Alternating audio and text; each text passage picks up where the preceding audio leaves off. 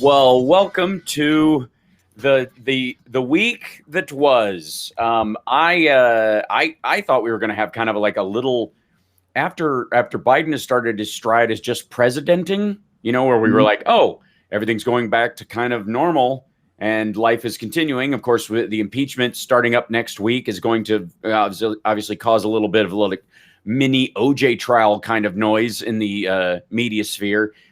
Like this week was supposed to be a little more laid back than what we thought, but alas, nay. Marjorie Taylor Greene got booted from committees, which she doesn't think are important or a waste of time and money anyways. So great, sour grapes. She storms off. She's going to collect a salary and not do anything. Yeah, basically. And what she basically I'll prove you the government's useless by being useless. And then of course, the lawsuit hits with Fox News 2.7 or 2.3 or 2.8. I'm losing track. There's a B in the billion. Oh, it's very billion. And Lou Dobbs loses his job over it. That's who gets the boot. Like, not Maria. I mean, obviously, look, he has been on absolute, Trump sycophant, wall watch. Like he's the guy at the top of the portcullis, just kind of like looking out, going, "I will protect you, sire." And over the course of, Maria Bartiromo, I think has been far more incendiary. Hal Vickery, thank you so much he's sending us a super chat for the Lou Dobbs Defense Fund, which I think defending ourselves from wherever Lou Dobbs turns up next. That poor dude's like 76 years old. Like he's got nowhere to go. And that's exactly my point. The reason why they got rid of him and not Hannity, not Tucker, not Maria Bartiromo, and not Jeanine Pirro is because he's old and they can. Yeah. This is there's never been a situation where Fox would be known to take an opportunity where they use a scandal simply to alleviate themselves of expensive contracts they've been trying to get out of for a while. Sure. So the lawsuit itself and the size of it is going to let them broom. And it might be a little harder with Judge Jeanine because she's newer, her contract, I'm sorry, I just saw Carl's chat that said I can recommend some places for Lou Dobbs. Yes, I'm sure that you can.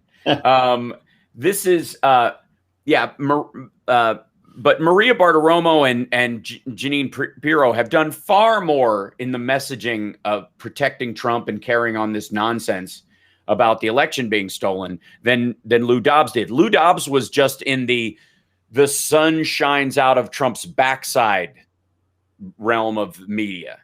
Why do you think the lawsuit pinpointed him? Is it because Giuliani was on his show and stuff? Yeah, totally. I mean, he had Rudy Giuliani after they'd already wagged their finger at him once, that kind of thing, where he was, he's fighting the man, even though the man is Rupert Murdoch. And so at no point did I expect them to, they're not going to dump Sean, even though his ratings have tanked and Rachel has beat him the entire month of January and will continue to do so, I have no doubt. Even though they've gone down, they're still one of the highest on the network. He and Tucker and, I'm sure and Fox and Friends are the three biggest, for the channel. But that doesn't mean that, Lou Dobbs isn't running with Maria Bartiromo, but they're locking into her because she's got a better contract and she's younger and they figure they can squeeze a little more time out of her and they can always move her over to do business if they want. Yeah, right. They can always, yeah. So then to finish that out, and Lord Almighty, last night, thank you guys. I'm so exhausted this morning. I have to say, I am bagged out. I stayed up and watched and live streamed the entire Mike Lindell, the My Pillow guys docu movie about Trump and the election, and it was called Absolute Proof. Oh, well, that's handy. Finally. Yeah. An ironic title, but I was about to be all proud for him. No. My pillow is he's worth about I think $300 million. The production cost all of I'm gonna be generous and say $23,000. He bought a. They can't hear me over the radio. They can't. That's strange. Hold on one second. Let me make sure that they can do that. That might be that's going to. I see why. Beg your pardon. I will fix that. That is because you are on an all new browser for the way we're having to do this today because things have been messing with me. Okay. Thanks, Apple. Now they can. Now, yay. So, over the course of, watching that whole thing, I have to see, let's see, I think Chicago will be able to hear this as well. And I'm fairly certain I'll have to check this to make sure you will be able to hear it as well. Yes, I think so. If it works for me, it'll work for you. The funniest moment of all involved this quote. I think, let me see if I can, I'm going to have to play it some other way. You won't be able to hear it. Okay, I'll fix it. Is the reference to the fact that they spent 20 minutes. He had his technical expert, who is from Texas, explaining to everyone for 20 minutes that something sketchy was going on with the ES&S machines in Texas, and the Texas elections cannot be trusted. Okay. If you'll recall, the polls were showing that Biden was doing quite well in Texas, and then Trump pulled it out with a large margin. And so this guy spent 20 minutes basically making the case that I should believe, and so should you, if you believe that Mike Lindell has absolute proof that Trump lost Texas and Biden won it, and Antrim County in Michigan, which was the other side of the vote flips, where there were a bunch of Biden votes that were actually Trump votes, and they got switched. The records from Antrim County, from that precinct, were erased by someone in the county after they flipped the votes back to Trump, which, using the evidence presented in Mike Lindell's docu-special, it's the Great Voter Fraud, Charlie Brown, the only conclusion I can come to is that a local, Antrim County is a Trump county. It was expected to go 60-40 at least for him, 60-35 or whatever, 65-35. And somebody who worked there, there are only two possible options. This is what I arrived at, was that in Antrim County, Michigan, which is their big gotcha case in Michigan, that one of two things happened. One is that it's a Republican county and it's run poorly because it's run by Republicans. So it kind of goes along with that argument that Rudy Giuliani makes about Republicans being too weak to fight and they bend over and they don't do anything and they can't. Thanks for that, Johnny. I think that's just on your side though, so it should be okay. No, they're saying in the chat that it's bad for them too. All right, I will fix that. I think I have a solution.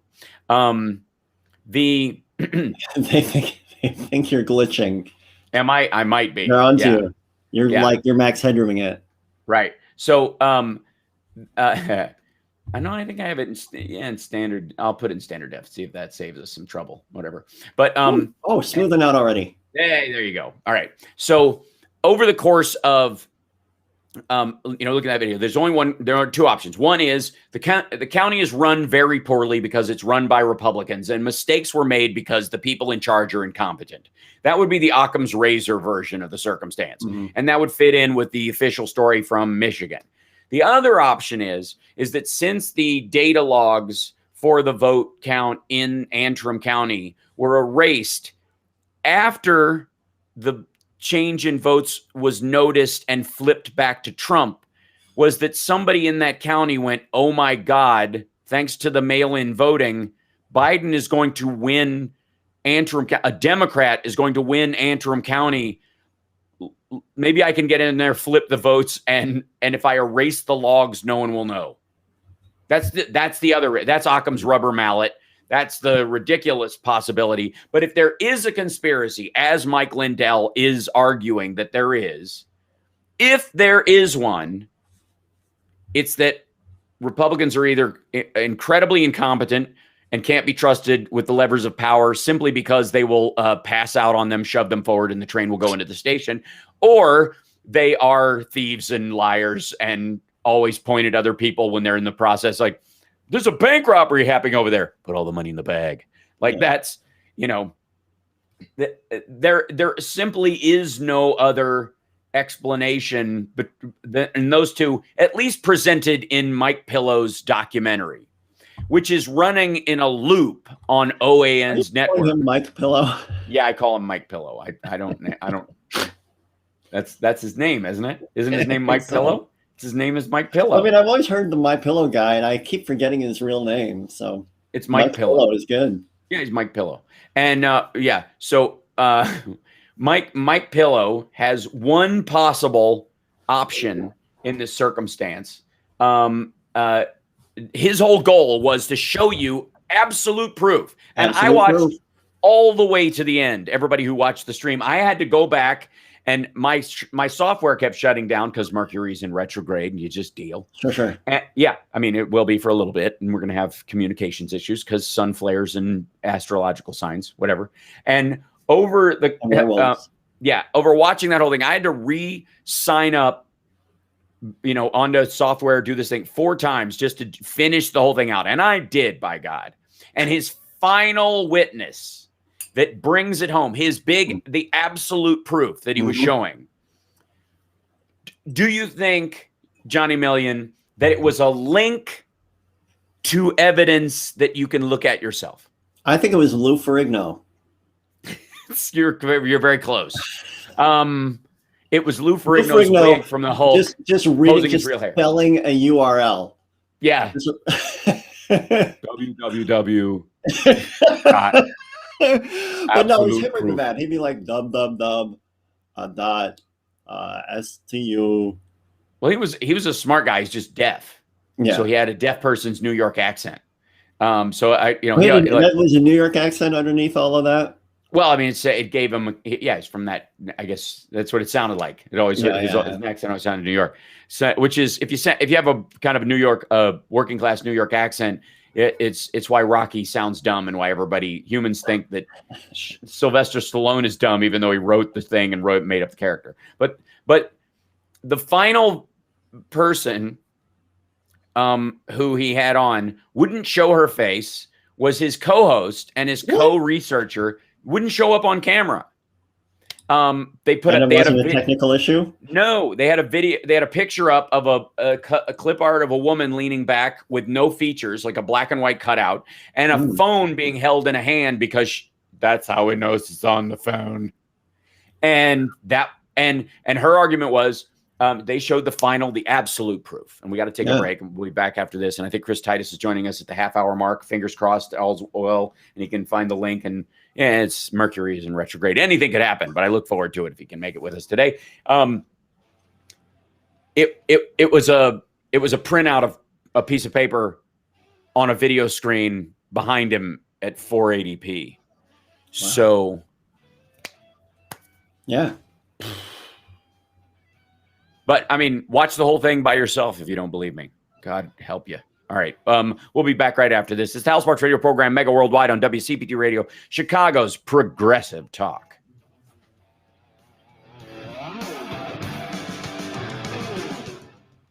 That's me. Yeah. That is you, and you're amazing. You're just amazing, boy. I'm going to try running outside after this. I think it's going to be up to like 11. Oh, you mean how you run? You're like going to turn it up to 11. Turn up to 11. I bought it was Eileen. It like was very a masked hood combo that makes me look like Bane. Nice. It's good. I have my a mask I got off Etsy, and it's very Winter Soldier when I have it on. Yeah. So yeah, and I'm not a fan of dressing like villains. It's a thing, but they have I saw a mask online that's the alien face hugger, and it actually has the tail. Wrap it around your neck, and if you take your mask off, it hangs on the tail. And I was like, so good. So good. If it only went up over the eyes and you could see out the top of it, and it just totally just. That's brilliant. Oh, God. We're just going to really get the hang of masks right when it's over. That's the thing. Don't forget to like and subscribe, everybody. Thanks very much. Look at me using graphics as best I can in this circumstance. Yeah. So someone in Rockford just said it's 8 degrees there. In Rockford?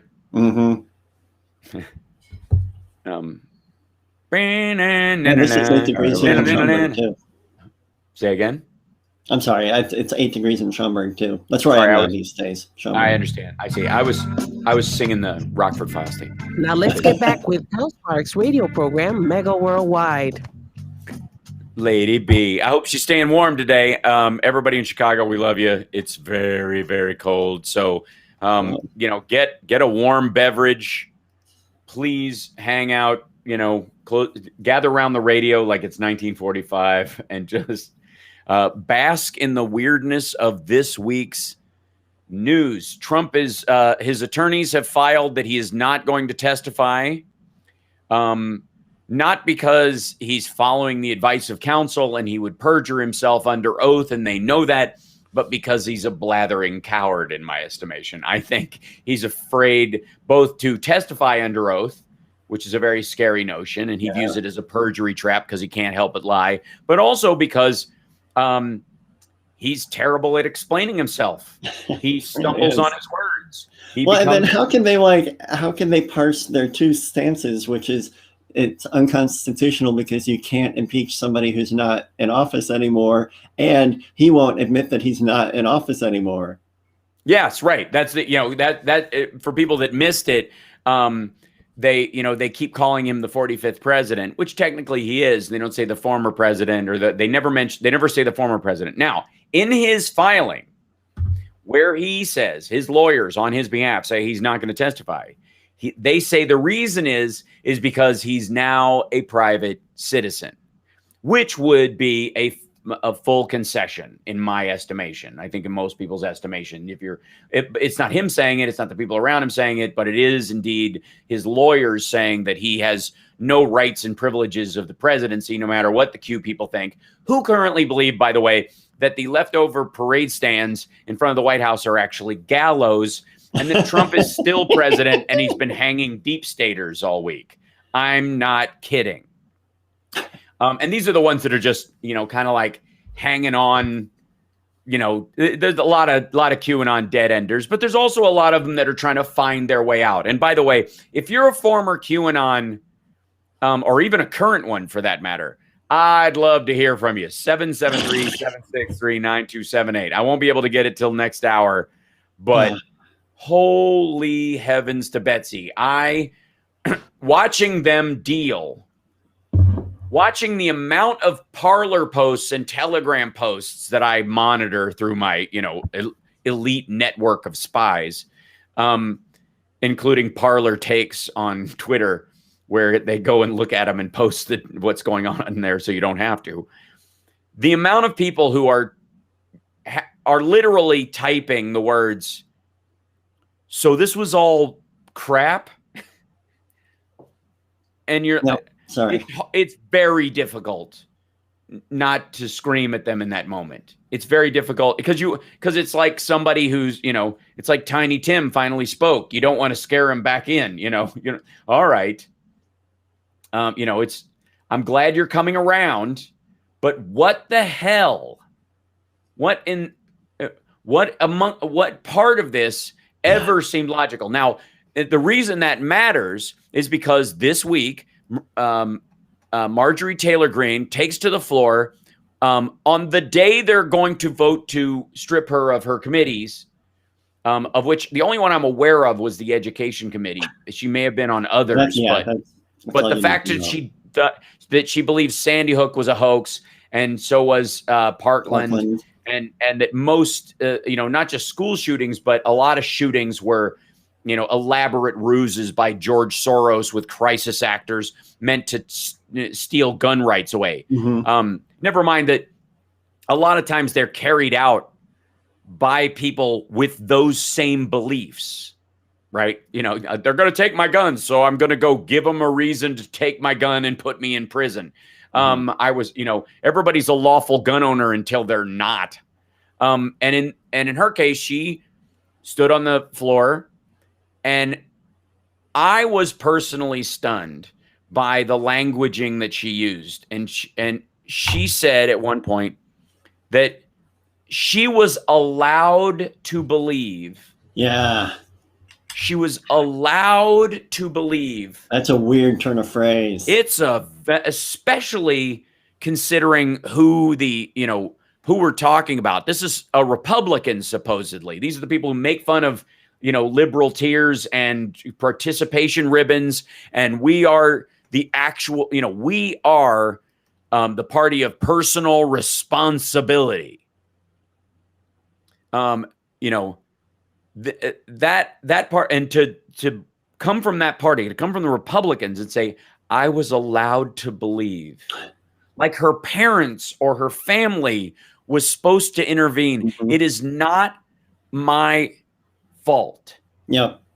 Yeah, zero ownership. That there is no ownership of this at all. Yeah. And there's so many videos, like the old Facebook videos that they unearthed, of her just like staring into her phone saying, these people need to be killed. That's not like accidentally stumbling into believing something you heard. Guys, look what I found. Look what this says. Even the languaging around that would give her some distance where she could have some plausible deniability later.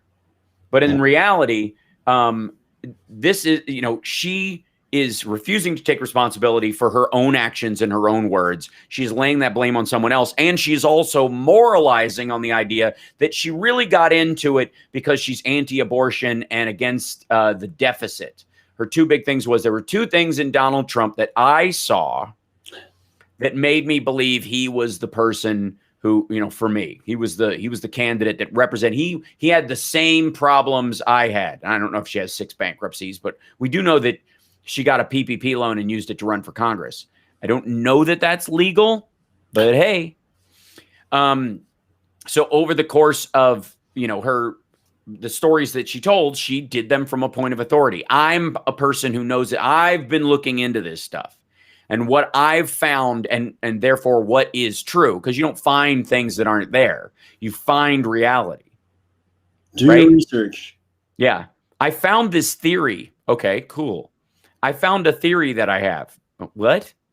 No, you found what you think or what you perceive or what you're presenting as facts.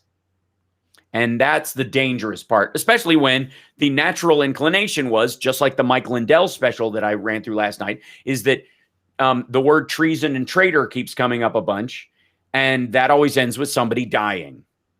Right. And the insistence that they will, that they, the QAnon conspiracy theater, would be, nothing. It would be just a bunch of, people, like around 9/11 truthers or around, flat earthers to some degree, except for they've diverged into these people need to be strung up. These people need to be killed. Lynn Wood saying that Mike Pence needed to be the first guy to face the firing squad, and that there was still a regiment of the military that the president was in charge of from the original Constitution that he could just bring up again. We only use the band now, but he could technically call up the firing squad. This is what Ellen Wood got kicked off Twitter for, was saying that, it's possible the president should do it.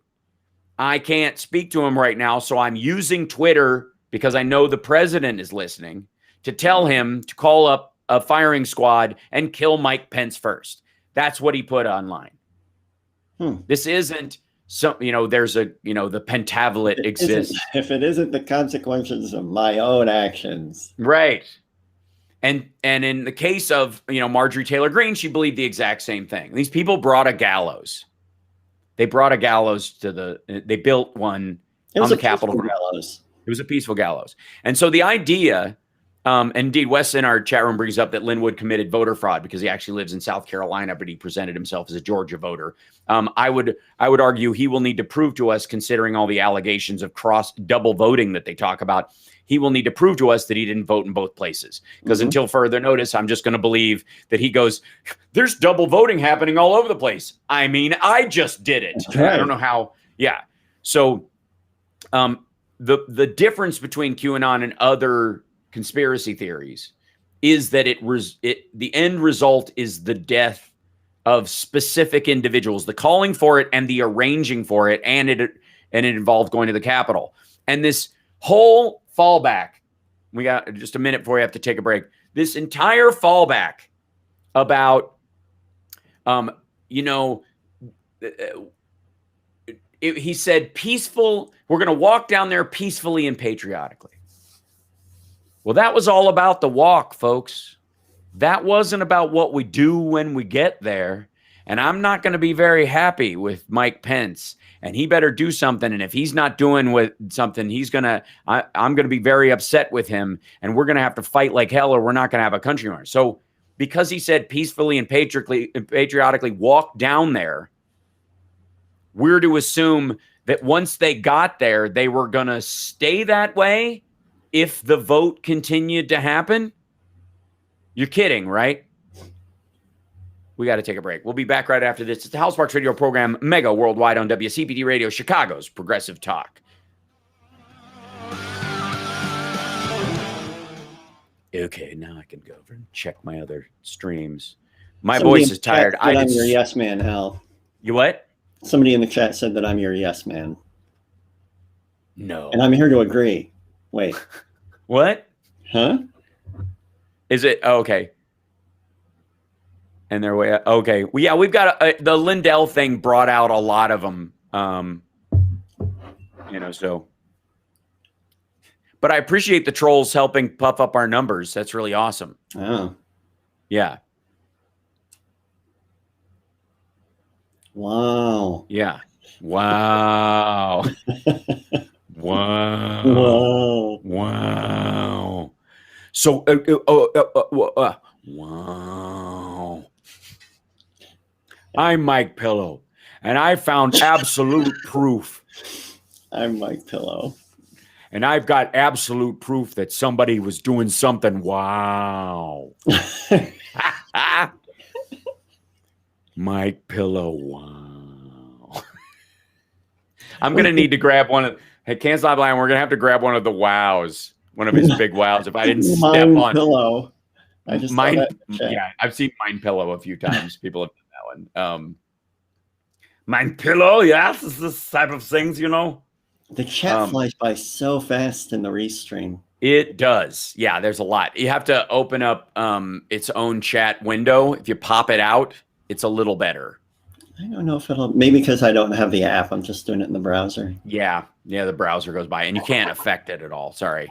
That's what I said. Like some people, folks, if I don't see you because you've said stuff or you go, did you see my thing? I'm like, no, because I was talking and it went, and I apologize for that. If I don't see it, especially during the radio show, it's a little different than when I'm doing my regular stream where I spend more time engaging with the chat and you guys are more involved in that. Yeah.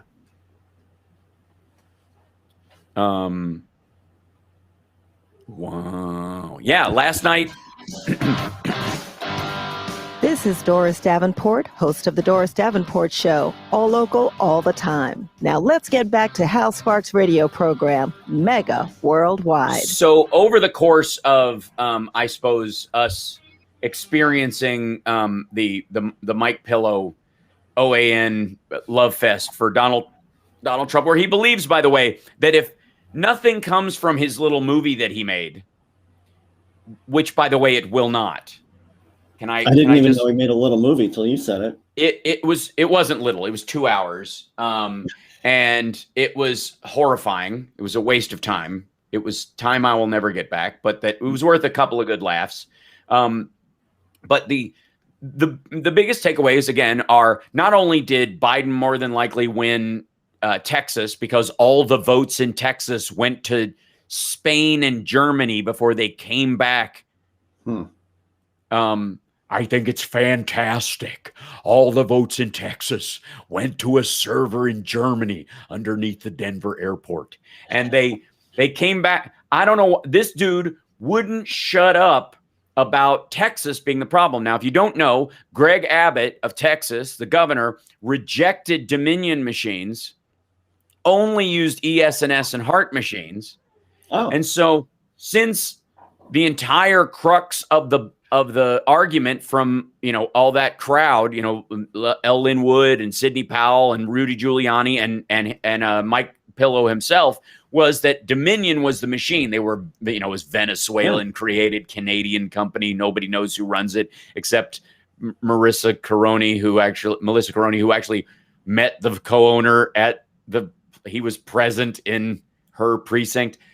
Like, it's crazy, but it was all about Dominion, right? It was all about the Dominion machines. Well, there's an issue there because the Dominion machines themselves were not used in Texas. And this guy spends 20 minutes telling you that Texas is the most suspect of all. And then he goes after Antrim County and 2 others that Trump won and says they shouldn't be certified. If he got his way, if his primary technical witness in that show that he put on got their way, Trump would lose more popular votes. And he would lose all the electoral votes that come with Texas. I'm not kidding. I'm not playing fast and loose with what he says.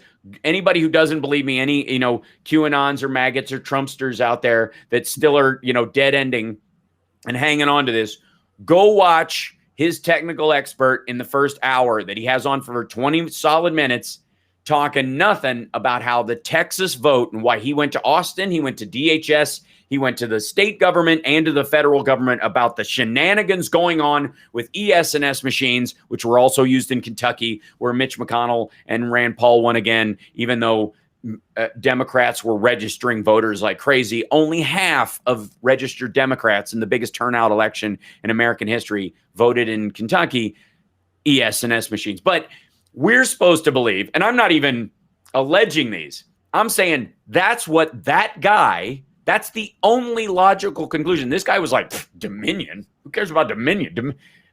Trump won most of the counties where Dominion machines were used. He won most of the counties, like 80-20. If they used Dominion machines most of the time, Trump won. ES&S, it's kind of an always thing. And so this guy was making the case that ES&S's votes bounced over to a foreign server. There was a mid-level attack. Never mind that when he showed it finally, I mean, what does he show? He shows a Spanish tech company that reports election results. Reports being the important. So the votes are counted, then they're tabulated, then they're uploaded to the Secretary of State or directly to news organizations, depending on how the state does it. Those votes, once they're beamed out to the world, anybody worldwide who wants to know, especially expats who live overseas and the like, they know how the election's going. They can keep track in real time. They have, Germany does not run Steve Kornacki with a German translator. They have their own Zweigen Konachis, who does their own thing. So does France. They when American elections are this pivotal, they have people up all night doing American elections because ours affect the entire world. So this reporting company, Steve Kornacki, though. I agree. But this is that part of it was, I think, the most stunning part, and I kept waiting for him to drop some sort of hammer where he's like, if you think ES&S is bad, wait till you see what they're doing with Dominion. He blew it off. And at one point, Mike Pillow is just left there kind of babbling, going, but they're I thought they used these machines and no, we don't use Dominion machines in Texas. Oh, so they were that bad. Like, no, they weren't that. He just made the case that the Texas elections are completely corrupt and they rejected the Dominion machines. That means they weren't corrupt enough, essentially. The argument was brutal. It's brutal, the whole thing. So I recommend anybody who wants to watch it, knock yourself out. It's hilarious. The edits alone are worth it. They've played fast and loose with the hot cuts and the fade to blacks in the middle of conversations to literally changing the answer that Mike Pillow gives to what the person just said, throwing a yeah right after that when cutting out an entire paragraph or God knows a half hour. It's stunning, but it's all they got. It's what they got, people. It's everything. So in watching that and the fact that OAN's going to keep running it, and they're running this disclaimer before it, and that his final witness helped him prepare the thing and won't even show up on camera with him. And everybody, even the other people that weren't present did it remotely on camera. They did it via Skype, or they did a pre-recorded video message. But his own person didn't show. I'm trying to grasp why. Just shy, I guess. Just shy. But my favorite part, and I think is this one, was why the guy in Texas thought it was concerning that the reporting of votes went overseas. It was because there's a special piece of software, Johnny. Know what it's called? QSnatch. That's right. It's called QSnatch. And for those of you that don't know, it apparently QSnatch snatches your login. QSnatch is the software we all have to worry about. It's a malware called QSnatch. Yeah. Who is saying that? That's his technical expert who's arguing that the Texas vote can't be trusted because it went overseas and was attacked by QSnatch. So I gotcha. All right. And QSnatch pulls your login. Yeah. QSnatch. So needless to say, I was dying last night. Thank you, Aggie. Yeah. Watching his own person undermine his own argument, and he wouldn't stop saying QSnatch. And I have to say that wasn't, there's more to it. If you want to watch the stream, it's broken up into 4 parts. I'll be renaming them this afternoon into part 1 through 4, just to make, so people can figure out which, in what order. But this is the best they got. You have to understand. And it's embarrassing to say, but I feel like that I could have come on and explained QSnatch better than they could have. I feel like I could have sat down, because I've watched all the Rudy stuff. I've watched all of Mike Lindell's interviews about this stuff. I've seen Ellen Wood talk about it. I've read the Kraken. I know what their argument is. I've seen dozens of these affidavits and read through them. I know the argument. It's not that I just dismissed it outright. I was like, all right, what are they going to push back with?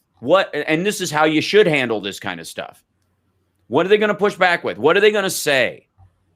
What are they going to say when I go, yeah, it's nonsense? They're going to go, oh, yeah? Well, how do you explain this? And I'm going to go, all right, I've never heard of that before. I'm going to go have to look it up. So I decided to go look it up on my own and read what they have to say, read the counter argument, aka reality.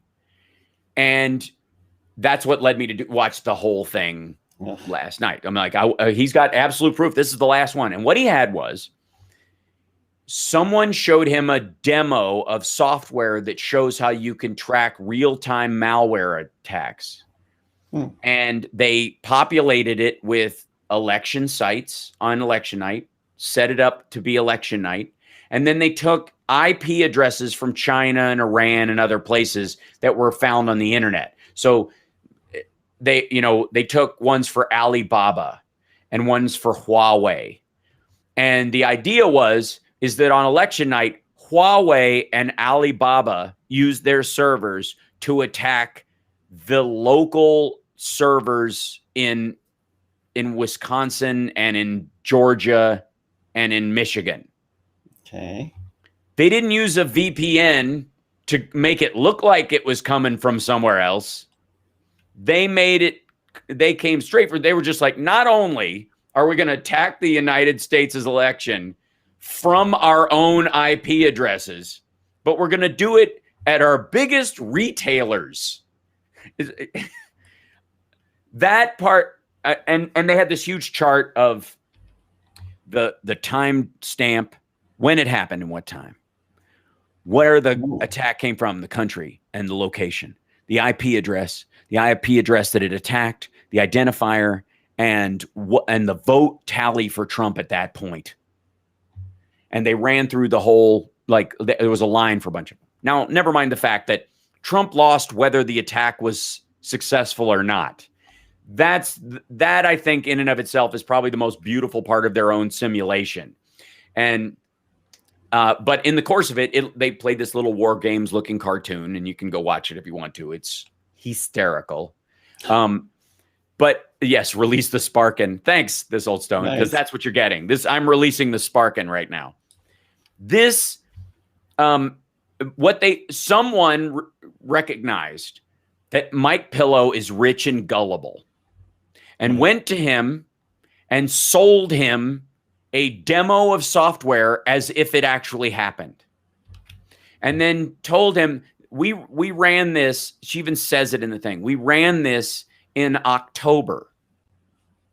Well, if you ran it in October, and pardon me if I'm getting the details wrong on this, because they get the details wrong on this. It's you can't be sure this is what they're actually saying. But she basically said at one point, we ran this software to show what the attacks could be in October. And she was showing him this as a demo of what could happen. And over the course of them talking, it's what did happen. It transitioned from a possibility to the reality in his head. And you could see it happen. And he just kind of, wow, through the whole thing. Now, there's been a 2.3? Somebody in the chat's going to have to let me know. 2.3 or 2.8. It's 1.8 was the first one. That's what it was. So Rudy and them were hit by Dominion for a $1.8 billion lawsuit. Now there's a $2.3 billion lawsuit that includes Fox's Maria Bartiromo, Janine Pirro, Fox News in general, Lou Dobbs, who is, I guess, on his own to defend himself in this. He doesn't, I mean, I guess he could sue to say he was an employee of Fox when he was on, therefore they tacitly approved it, therefore they have to provide him with legal cover because he was doing it as an employee of Fox. They didn't fire him right when he did it. They fired him after the lawsuit. So they've got the deep pockets. Thanks, guys. Yeah, Anita, thank you. It was $2.3 billion. Thanks, algorithm. So, I'm waiting for the Mike Pillow thing to drop. You know, everybody's waiting for, like, when's the lawsuit hitting him? He's already gotten a warning. OAN's going to get a warning. Meanwhile, David Hogg is going to start his own pillow, and that's been growing, and that's turning into a real thing. We mentioned it last week, and it's actually becoming, a reality. And they're talking about what they're even thinking about buying Trump properties when they go bankrupt with the money they make from their own, from the, the Parkland pillow or whatever they're going to end up calling it, to benefit victims of gun violence might be a great way to use it. And Bicycle Mike says he'd buy the David Hogg pillow. I absolutely would. I would outfit the house. Yeah, no question. But there is, you have to understand that we've been watching. Oh, I've got to take a break. I went way over that break. We're going to take a break. We'll come back right after this. It's the Hal Sparks radio program, Mega Worldwide on WCPT Radio, Chicago's Progressive Talk. Now with 100% more Johnny Million at Johnny Million 1. Mm-hmm. Let's see. Take off the caption. Good. Don't forget to give a thumbs up and a like. There we go. And I'll show that one. Look at all these graphics. It's fantastic. And then, of course, take that away. And it will be, and our names come up. There you go. And you've got yours down in there as your name. It's very smart. You're a wise man, Johnny Million. I should move over. Let's see. Can I do this? Yeah. This would be kind of good. Whoops. Put it over here. Can I? No. Yeah, it's a little annoying. Put it up there. Make it a little smaller. Thanks, Nat. Thanks, This Old Stone. And thank you, Graphic 909 and Christina FF. I got to stop reading things as I make them bigger and smaller on the screen. Oh, boy. So, it's an adventure. So I guess Chris didn't get the link. We'll try again next week. It's fine. Dino Badala is going to be on this show next week for sure, though. From XM. He's been on MSNBC a few times. He's a progressive radio host. He's on Sirius.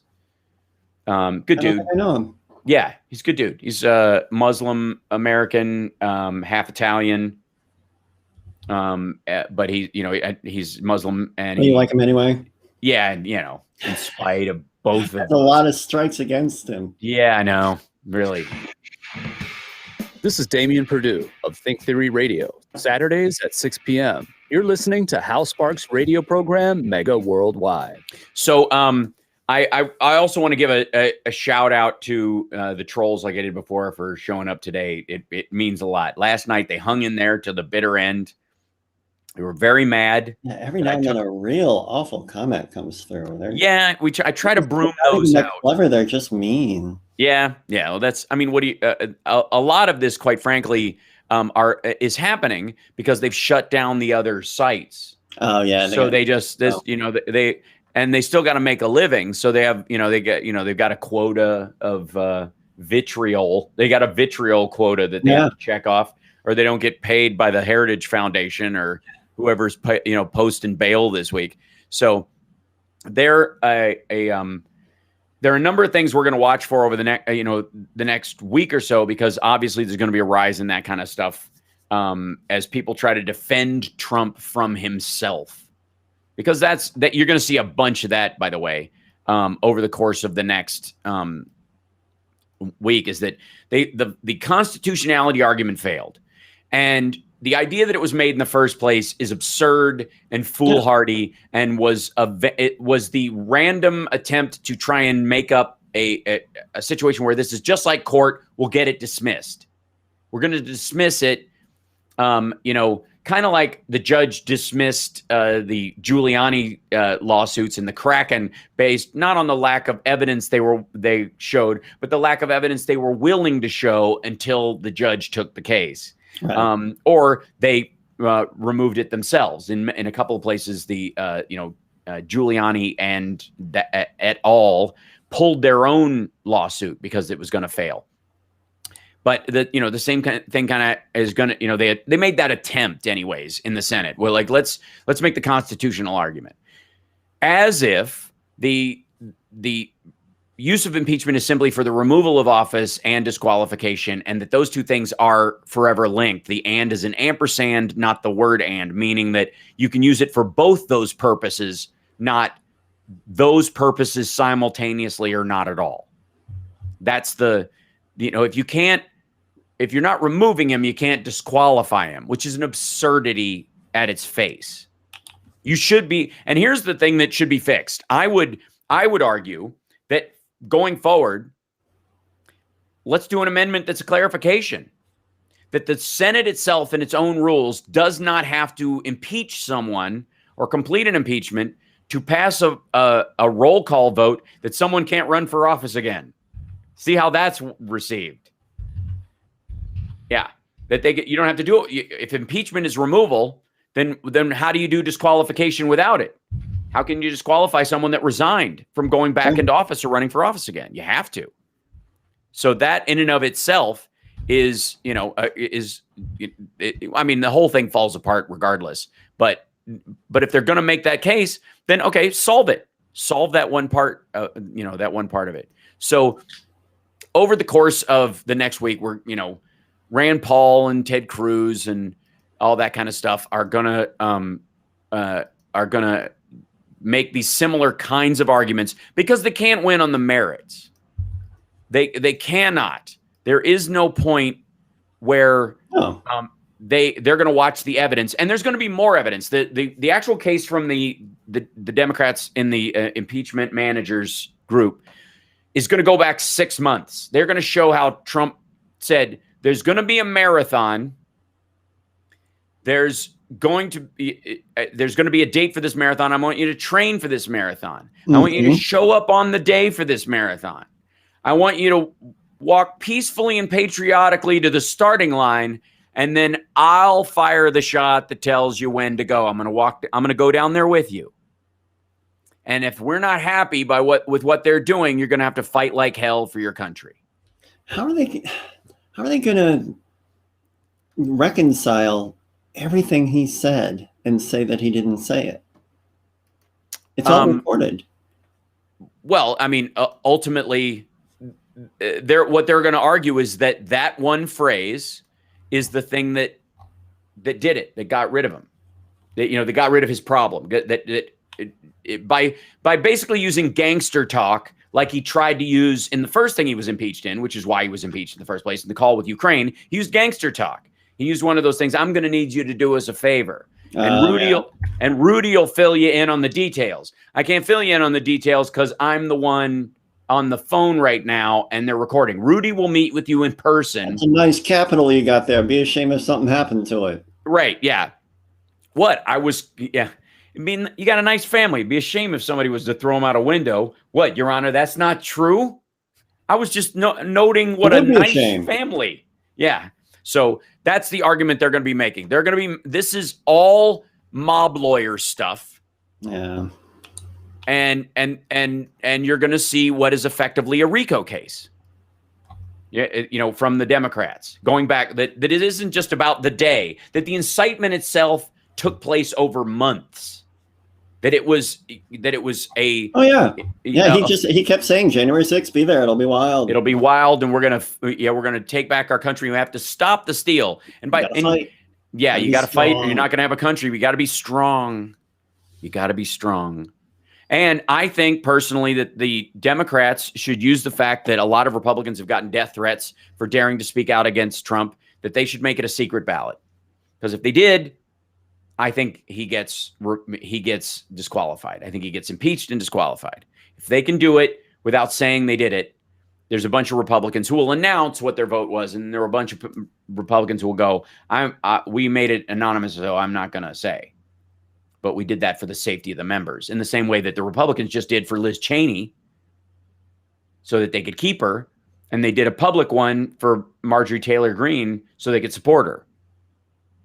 So I think I was talking to Richard Green yesterday on his show, and we both agree that they should do it, that it should be a secret ballot. Oh yeah, all the time. All of those things should be. Yeah. Because that it's saved, in this case, especially, you've got a lot of murderous sociopaths. Yeah, they get like vaguely close to voting their conscience when it's private. Right. Yes. And it gives, especially in the House, it gives a lot more people a lot more room to do this. The Senate is a smaller number, so a lot of them may not feel like they have the cover. It'll be obvious to people who voted for it and who voted against it, even if they don't say. They might be concerned, so they'll maybe fight to do it out in the open. But I think the Democrats have that, as an option. If they do that, it will change the balance of it, and it will show that a lot of people can come forward and go, "Yeah, I voted to impeach and remove him from office. I'm proud of that vote. It's sad that we have to do it, but for my party and my country, I think it's the right thing to do. But I understand why we did it anonymously, because there's a lot of his followers that would kill people for doing this. They brought a gallows to the Capitol. They were threatening to shoot Mike Pence for not basically subverting the Constitution, for not seizing power. So, I mean, this in and of itself is, it's going to play out a little bit crazy. I don't doubt there'll be some noise from Trump around it, but for the most part, it will be a lot of wailing and gnashing of teeth by his lawyers and his sycophants in the Senate that are there to protect him, specifically Ted Cruz, Rand Paul, and Lindsey Graham. I think Josh Hawley's going to lay low. I think he will vote. He would vote against impeaching Trump and removing him, and disqualification. But I don't think he'll make noise, because he thinks he can if he just stays quiet, everybody will forget his part in all this. And that's the strategy. I don't think it's going to happen either, because we have people like the Midas Touch guys and Lincoln Project and other, people who, those billboards are fantastic. Yes, they are. And they're trying to basically revive their party. And quite frankly, I said this before. I really believe that in the secret balloting, even though Ted Cruz will say he voted to keep Trump, to not impeach and disqualify him, I believe he would, so that he doesn't have to run against Trump in 2024. Do I think Trump's running in 2024? No, I don't. I think he'll play footsie with it to raise some money, but he'll have other fish to fry in that, But I think in reality, Ted would rather not have him there to run against. He'd rather scoop up the MAGA crowd and fight with Josh Hawley over the scraps. because everyone else is going to be, trying to rebuild the Kasich Mitt Romney wing of the party and salvage it from this dumpster fire it's become. And if they can't convince enough right-leaning independents and former Republicans to come back to the party to vote for Mitt Romney or John Kasich, because Ted Cruz and Josh Hawley are now the face of it with Marjorie Taylor Greene, and they're floating the idea of running her as their VP or some nonsense, then it's over for them. And the benefit, whether they win or lose in the election at all, I mean, the suckers on the right that will give money to Trump and to Ted Cruz and to Josh Hawley because they believe this flim flam seems to be relatively endless. So we got to take a break. We'll be back right after the news. It's the House Sparks Radio program, Mega Worldwide, on WCPT Radio, Chicago's Progressive Talk, WCPT820.com.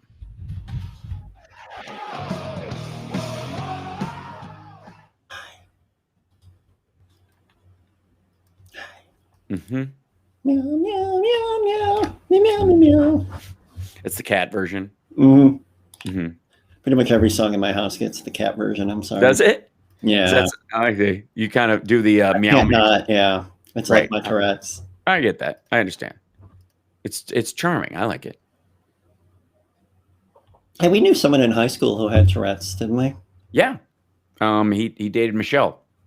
Oh, that's right. Yep. Don't get me started. I'm fine. Michelle I'm S? not. Huh? Mm-mm. I can't give you the letter because it's the same as the name. The letter, Don't say it. the last name. Okay, now I remember. You can't say the last. You can't. Whoop, hold on 1 second. Shut my door. Yeah, you can't do that. You can't. Yeah. What is this? I think the new name is S. It's TMI. Yeah. Oh, Josh says he has Tourette's. Well, welcome, Josh. Yeah. And Pixar remember- didn't happen. no, if What? No, that's a thing, right? what? If Pixar- Pixar didn't happen, Well, use my internet talk. oh, I see. The medications that are available for Tourette's and the treatments that are available for Tourette's largely go back to who was responsible almost single-handedly for making them available to the public at large. Jack Klugman. Oh yeah, here we go. Whenever you get a shot at hyping up Quincy, you're all over I'm it. going to take it. You're going to take it. And more so as a human being too, because I love the show. But Klugman was behind this, and he's the one who convinced Arlen Specter to sign on to the bill he was putting an anonymous hold on that stopped funding from the CDC and the NIH for what they called orphan diseases. Sexual assault too. Huh? Yeah, that he did. That was rape kits. He was also the one who got rape kits in hospitals. That's amazing. Yeah. I mean, think about what we owe Jack Klugman beyond just being entertained by the man. I mean, those two things. Holy shit. Yeah. That's gigantic. Yeah, I know. We got a crowd today. The trolls apparently saw me take down the Mike Lindell thing, and they just can't let it go. Why would did you I do let that? up somebody's Siri? Huh? Somebody said when Johnny talks, Siri listens. I'm wondering if I lit up somebody's Siri by accident. Oh, maybe so. I don't know. What's are you on iTunes? Yes. Yes. So is it under Johnny Million? What's the album name? Johnny Million. It's just a bunch of singles right now. Okay. So, but there's like Toonses is one. Yeah. It's one that we play. Hey Siri, play Toonses by Johnny Million. See if I she, didn't find Tuna Stays by Johnny Million. Tuna Stays. She didn't like Tuna Days. She didn't like Tuna Days. Toonses. I know. I know you know. Yeah, I know. You know. You know. I know you know. You know. You know. You know. The hostess with the mostest. So. Yes, the driving cat, Bill Groves. Are you talking to the chat? Yeah. Yeah, I have to do a little bit. Let's see. Hold on. And yes, it is Rick for it's asking. It's one of the songs they play during the bumpers. You'd recognize it. Mhm. I'm telling the chat. Sorry. Yeah, I know. I can tell. Tuna sandwich. you activated another Siri. It works. It's good stuff. Oh, we got it on Alexa. That's good. Yeah. All right. Thanks, Natalie. There you go. Natalie and I are Instagram pals. I'm yours tonight. Okay. Oh my goodness. Yeah, look at that. Hey Siri, play I Am Yours Tonight by Johnny Million. I don't think that's one of mine. Now playing You're the Only Star in My Blue Heaven. Not even close. Wow. I'm just disregarding. You're getting gaslit by Siri. Wait, this isn't you? No. I know, I'm kidding. Listen. Hey Siri, stop. Yodel. Yodel. Johnny's yodels are some of the best. Your yodeling album is, I mean, yeah, you got guitar technique, but man. You wait till you hear me yodel. Somebody wants you to take some troll calls. Yep. It is on Spotify, James. Was being so charming. Video streaming at housesparks.com. I don't care for you or for the putrid sludge you're troweling out. Bus face food, pimp stick. True progressive talk. Might be a good time for you guys to give up.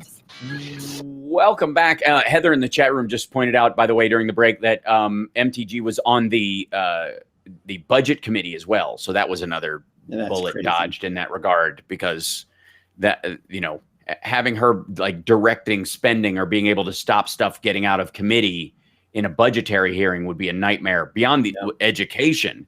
Imagine. So 773-763-9278 is our number. I don't know if we have calls currently, but I'm going to. We do. We do? Yes. Right on. Who do we have? Let's take the first one. First up is David from North Miami Beach. All right. Welcome, David. How are you? Greetings, time changer. Yes. I figured out how to make money off of those 70 million Trumpers. Nice. I just turned 50 on the 4th, because of the same birthday as Dan Quayle. Yay. So I think we need to have not a reboot, but a pre-boot of All in the Family, starting with him as a World War II vet from the motor pool, and of how he maladapted from the 50s to the 70s. Right. Every once in a while you'd stop and say, okay, yeah, that's his perception. Here's what really happened. I see, kind of like the series Dream On HBO, where they, like, in the middle of a thought someone has, you play a clip of with a narration over it going, actually. Right. Right. Or what would be easier to do, reboot Family Ties. Now, ideally Michael J. Fox, but if you want to rewrite the character for his wife to have, so it's not Alex, but Alexandra. Right. Put her character in the present day of how, yes, they were successful yuppies for a while until the revolution ate itself. So in both cases, you get away from the fantasy world, whether Archie Bunker or Alex, misunderstanding how things were, and actually show, okay, yeah. No, it didn't actually turn out the way they suspected it would. Right. You know what? It's, as I watch, how a lot of shows are leaning, and I think obviously, having been a part of some pivotal TV in my life, I definitely recognize how, shows can change hearts and minds and make people recognize another view of life that they don't necessarily have. And the irony of All in the Family, I think, was that it was funny because he was a bigot. And the idea was that America started out laughing along with him and then eventually laughed at him and then eventually enjoyed his experience of respecting the humanity of other people, as he had a granddaughter, as he lost his wife, as he treated his neighbors better, as the Jeffersons became a spinoff, And so the amazing part of that show was that it didn't hide the ugly, it put it in stark relief and even put it in a power position in the show. Because, I mean, the same people that, the same person that did All in the Family started People for the American Way. So that in and of itself is kind of stunning. Now, of course, if they did Family Ties today, it would obviously be a home full of Trumpers. And then the Alex character, the kid, would come out as bi or trans or gay and atheist, and would be like the hippies side of things. Oh, I'm sorry, Richard McNeil. Spoiler alert. Yes, Edith died. Good Lord. There's no such thing as a spoiler alert from the 70s, for Pete's sake. So yes, but I also think, okay, so continue. Sorry. Leave it to Beaver. But where you see how Ward became the loving father, because every once in a while they would hint at his abusive background, that somehow he was mistreated, and all his kindliness to Wally and the Beav was to make sure, because his dad was awful, because his dad was a drunk and beat him, and he was going to be the interrupter. Right. Just hinted at, yeah, the dark side of the Beaver. I don't know if TNT is ready for that. Did you just hear yourself? Yes, I did. QSnatch. I know what I'm talking about. Dark side of the Beaver. It's a show. It's a show. We're just pitching shows here. Yeah. QSnatch. I think that's got legs. Show, so why not? I think so. Appreciate the call. I want to get another call in before we get to the break. I appreciate it. When we start our own TV network, you're the first person I'm calling. Yeah. Who else do we have on the line? We have Heather from Texas. Excellent. Heather in Texas. Can you explain why Ted Cruz and Trump actually lost Texas, and that Beto and Biden won it? Because that was what I learned last night. This is why I'm on fire right now, because I grew up, born and raised in Delaware, and now I'm stuck here in Texas until I can get out of here. If Trump had lost here, believe me, I would be in a much better mood for the last whatever. But there's no way in hell that Trump lost here. Yeah. Okay. And I don't believe it's going to go purple. I don't have any hope for that. People here, they vote straight red. They don't give a shit. They don't look at Ted Cruz. They don't. And I'm talking about all kinds of people. The people I know, they're just like, you cannot talk about politics if you are a Democrat here. It's like talking in the Nazis. You can't. Right. The branding has worked really well. And this one, by the way, and Heather, thanks for bringing this up, because I bring this up all the time about how a lot of Republicans aren't even necessarily pro-Trump in this, but they are so entrenched against Democrats because they fear the storyline they've been sold. And some Democrats, socialism. Yes, exactly. Buy into that stuff by playing footsie with certain words and thinking that it's the same thing and creating this equivalency, that they absolutely write off entire swaths, when the programs themselves, when you describe them to people, even in Texas, if they don't know you're a Democrat and you're for a system or something that the federal government should be capable of doing, they're actually for it until it gets the Democrat stamp on it. And then all of a sudden it's awful. All of a sudden, it's terrible. I mean, look at Kentucky Connect and Obamacare. It's all the people who would sign up for Kentucky Connect because that's way better than Obamacare. It was Obamacare. It's just what they called it in Kentucky. Yeah.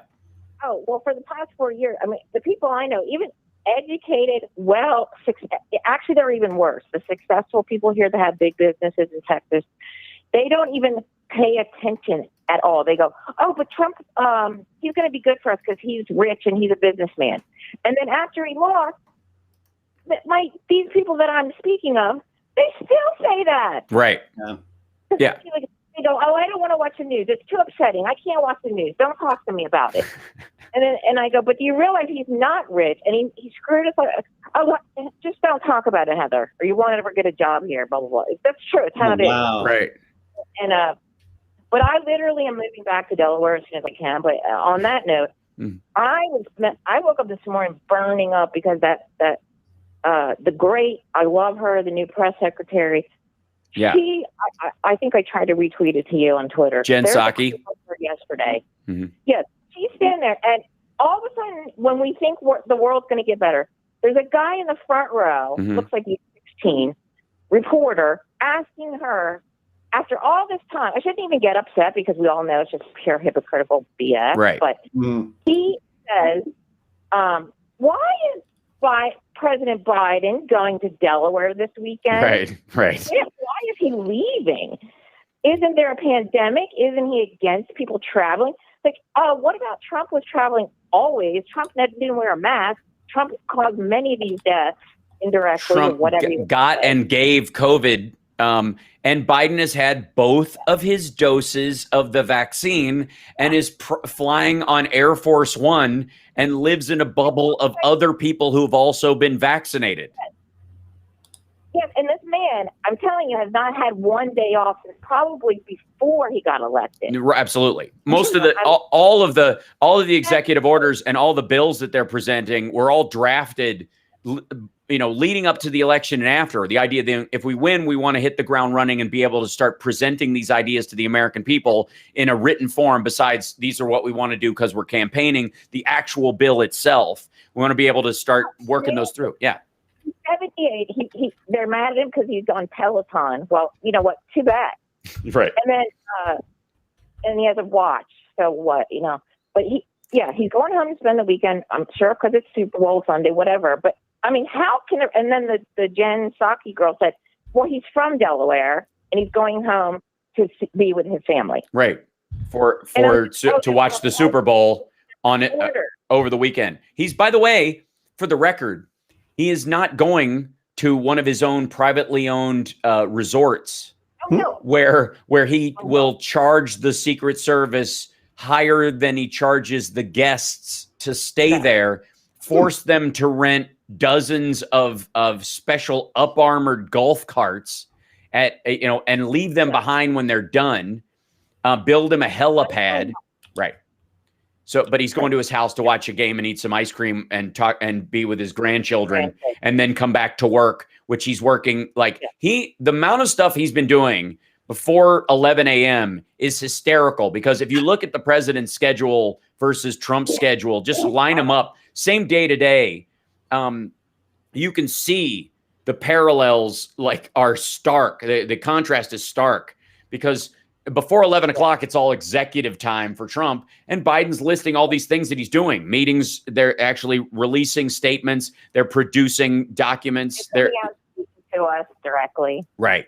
Yeah. And they got regular briefings. And if they don't know the answer, they say, I'll get the information for you. They don't just make it up out of whole cloth. It's extraordinary. Right. We're going to take a break. We'll be back right after this. Today. Yeah. Thanks, Heather. I appreciate it. Yeah. Nice meeting you, Heather. Over this. Yeah, it was great.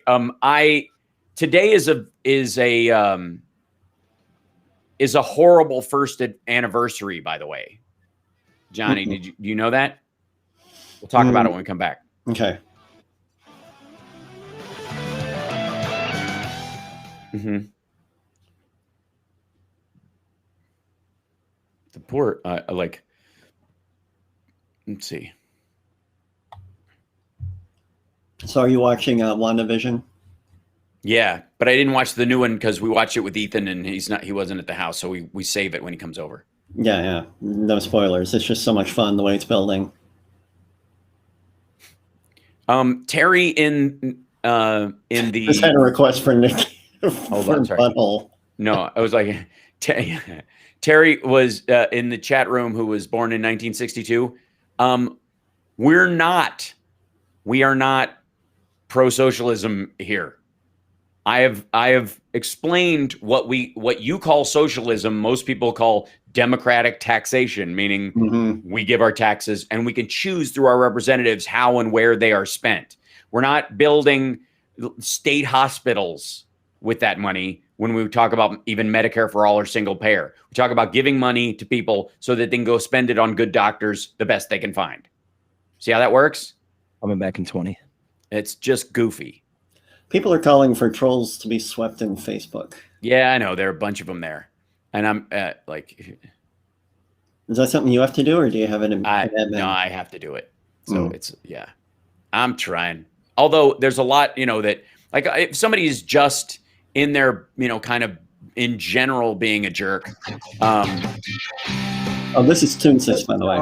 You're listening to the Hal Sparks radio program, Mega Worldwide on Chicago's Progressive Talk, WCPT. Welcome back. That's the song Toonsis, yes, that we were talking about during the break. This is the anniversary of the first recorded death from COVID in the United States last year. February 6th last year was the first recorded death of someone from COVID. And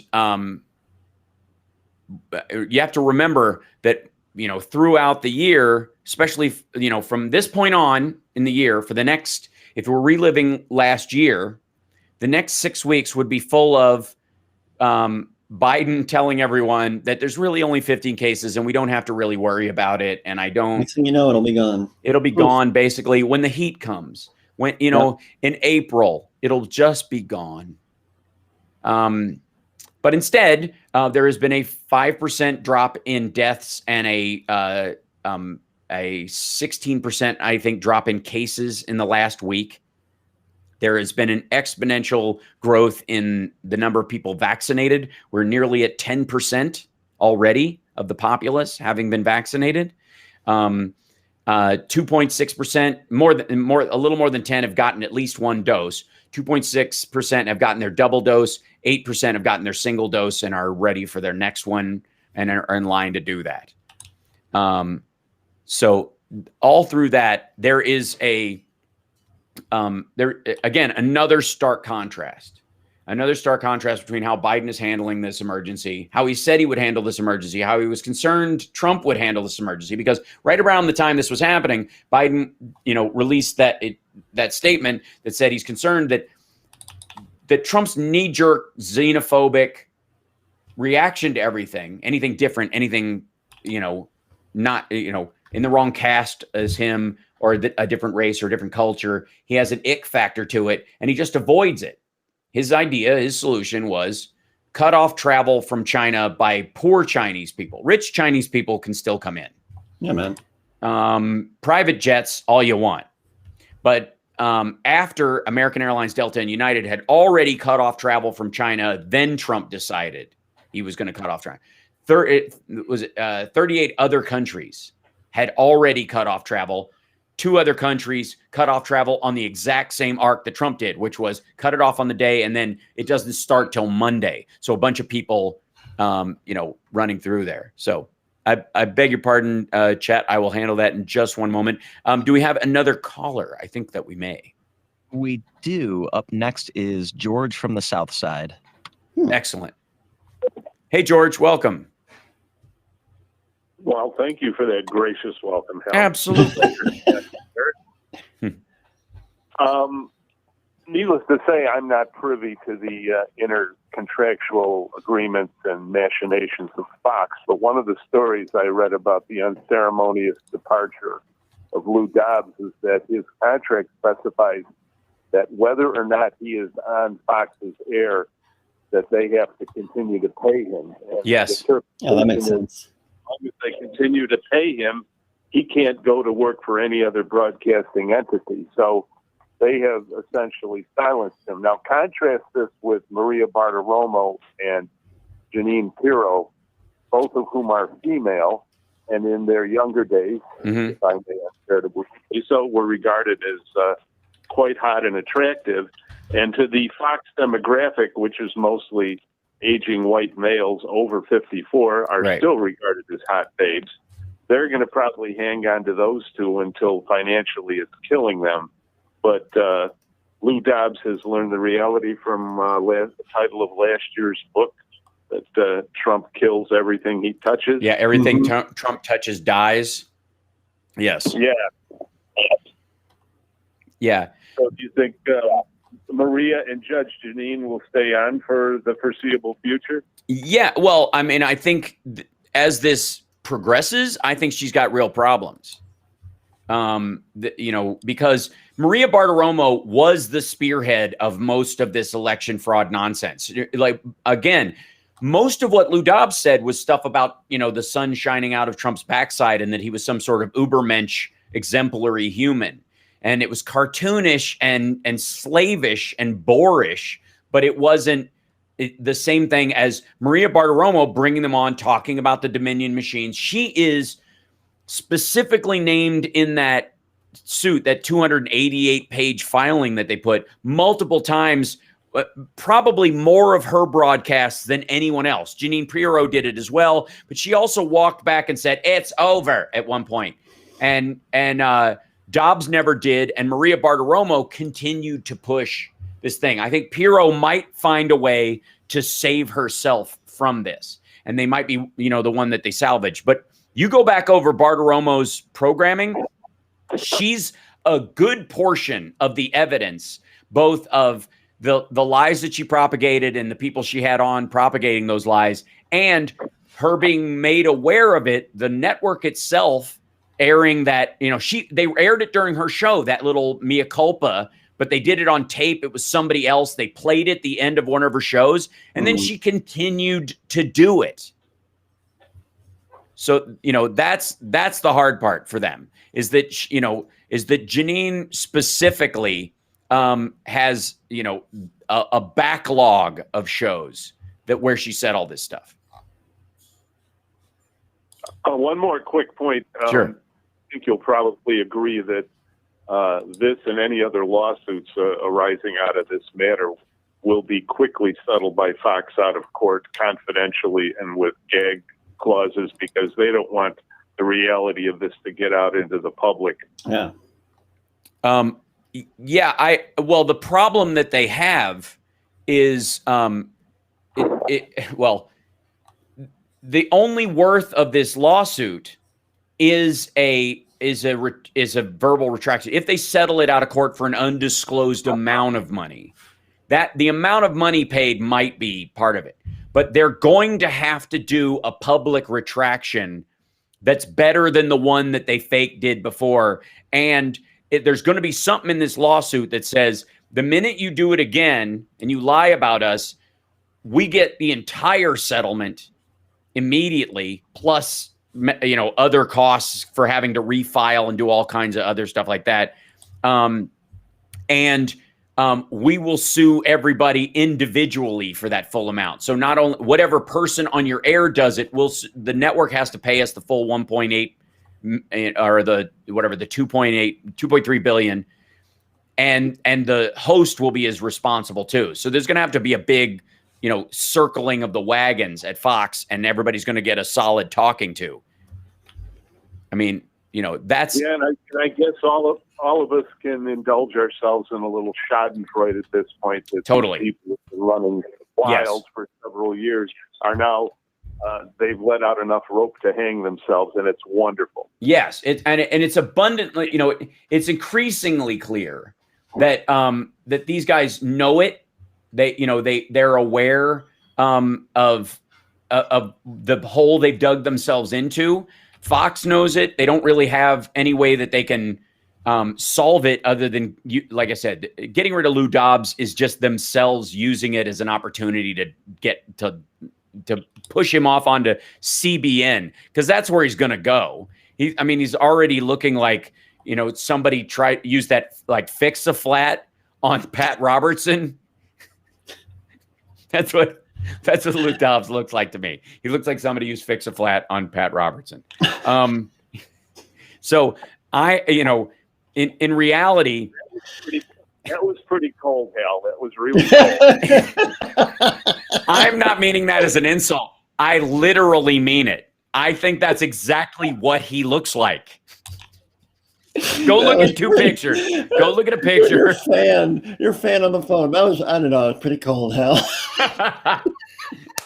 But that's honestly okay. So, but I do think Huckabee has a show on, I think, TNT, and they run it late at night, and it basically just goes onto the internet.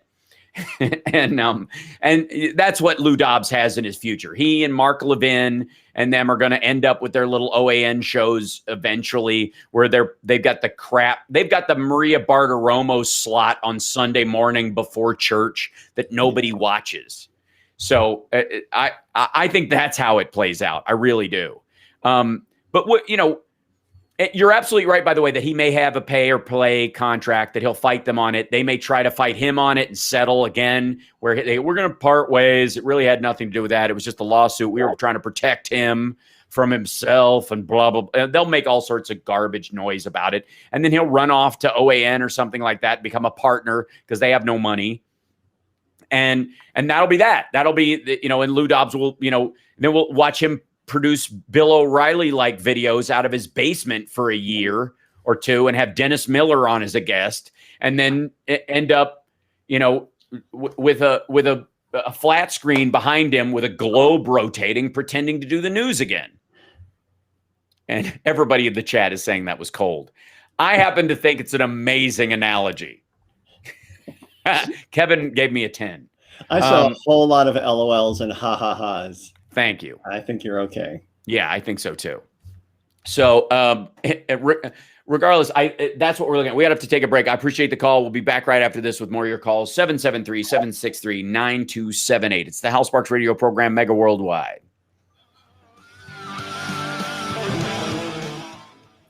And apparently James Jackson is the troll on Facebook. Yeah, no, I've dealt with that part of it or whatever. I mean, like, I don't really have a problem with somebody just being a jerk. It's when they get gross that they have to go.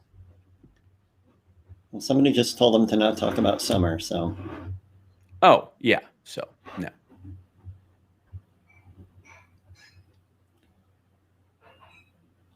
So, professional troll, I see. Yeah. So he hangs around. Yeah. Yeah.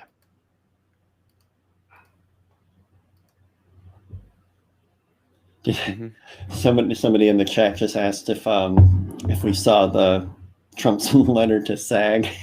Yes.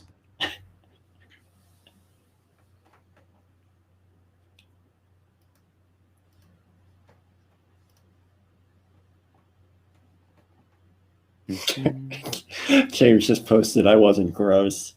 Yeah, all right. Hang out, be a jerk. Enjoy it.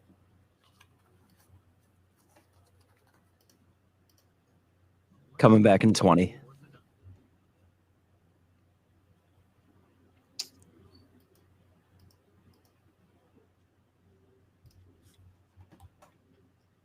When he just says 20. Huh? When he just says 20, does he mean minutes? Yeah. Okay. Yeah. All right, I'm going to go poop. That's sound. It's yeah. I'm Dick K, back on the beat, and here is the Mega Worldwide radio program with Hal Sparks. Yeah, well, and don't forget, he said it. Yeah, he said it sort of right. The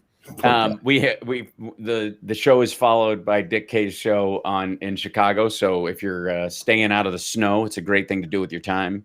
And then of course, I almost saw if he could fix the liner, but I actually like it now. I've now grown to just, appreciate it, Oh, yeah, it's his brand. Yeah, it is. It is. It's integral to the entire thing.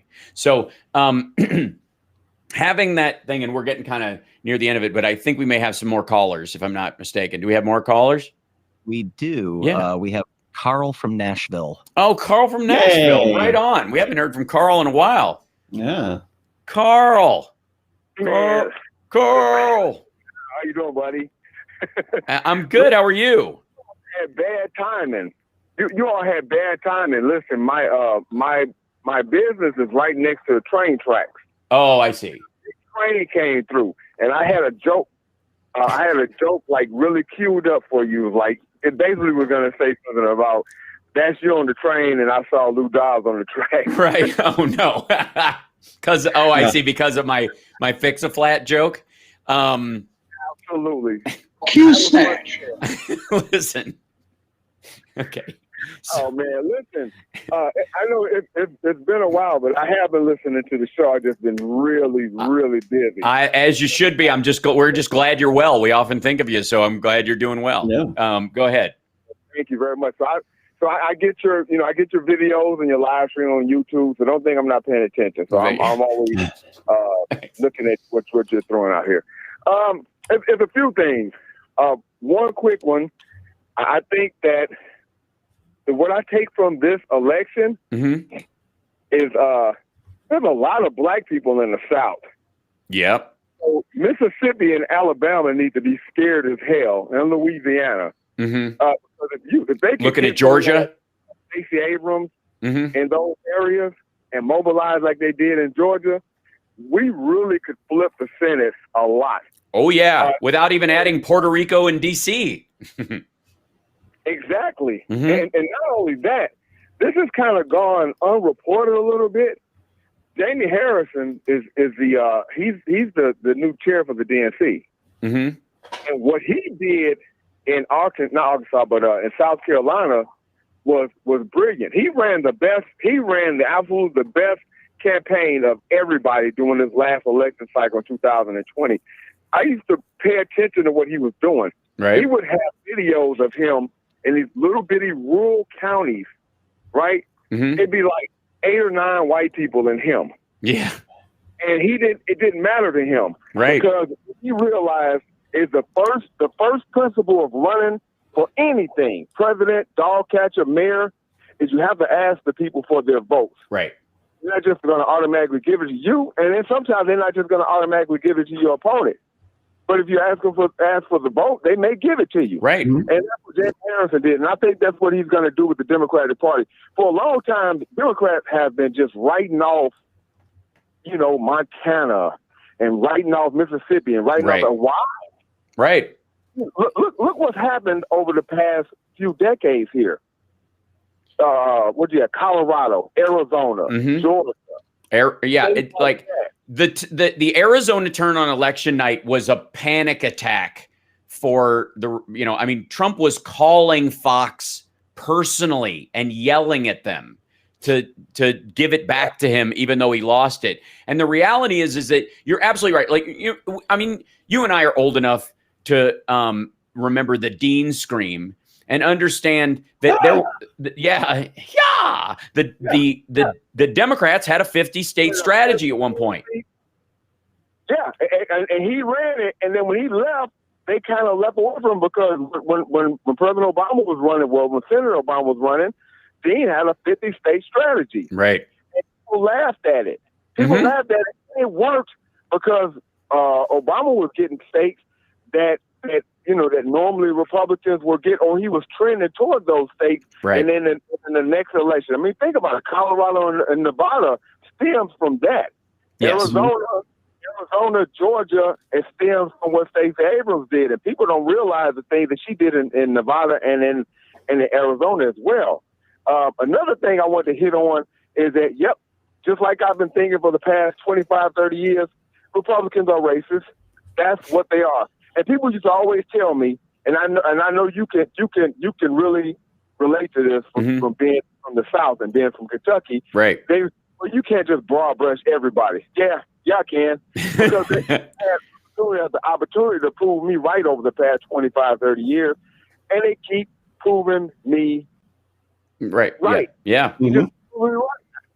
This is what you are. If you are a Republican, you are racist or racist adjacent. Well, that's where I think that's where the danger lies, is that the all-out racists tend to kind of be the forefront of it, and then the racist adjacent thing, which is I'm going to benefit from what they're doing and tacitly approve it. And it's, I don't really I wouldn't talk like that, but I certainly like the policies they're drafting. Yeah, that's what happened to the Republican Party until 2010.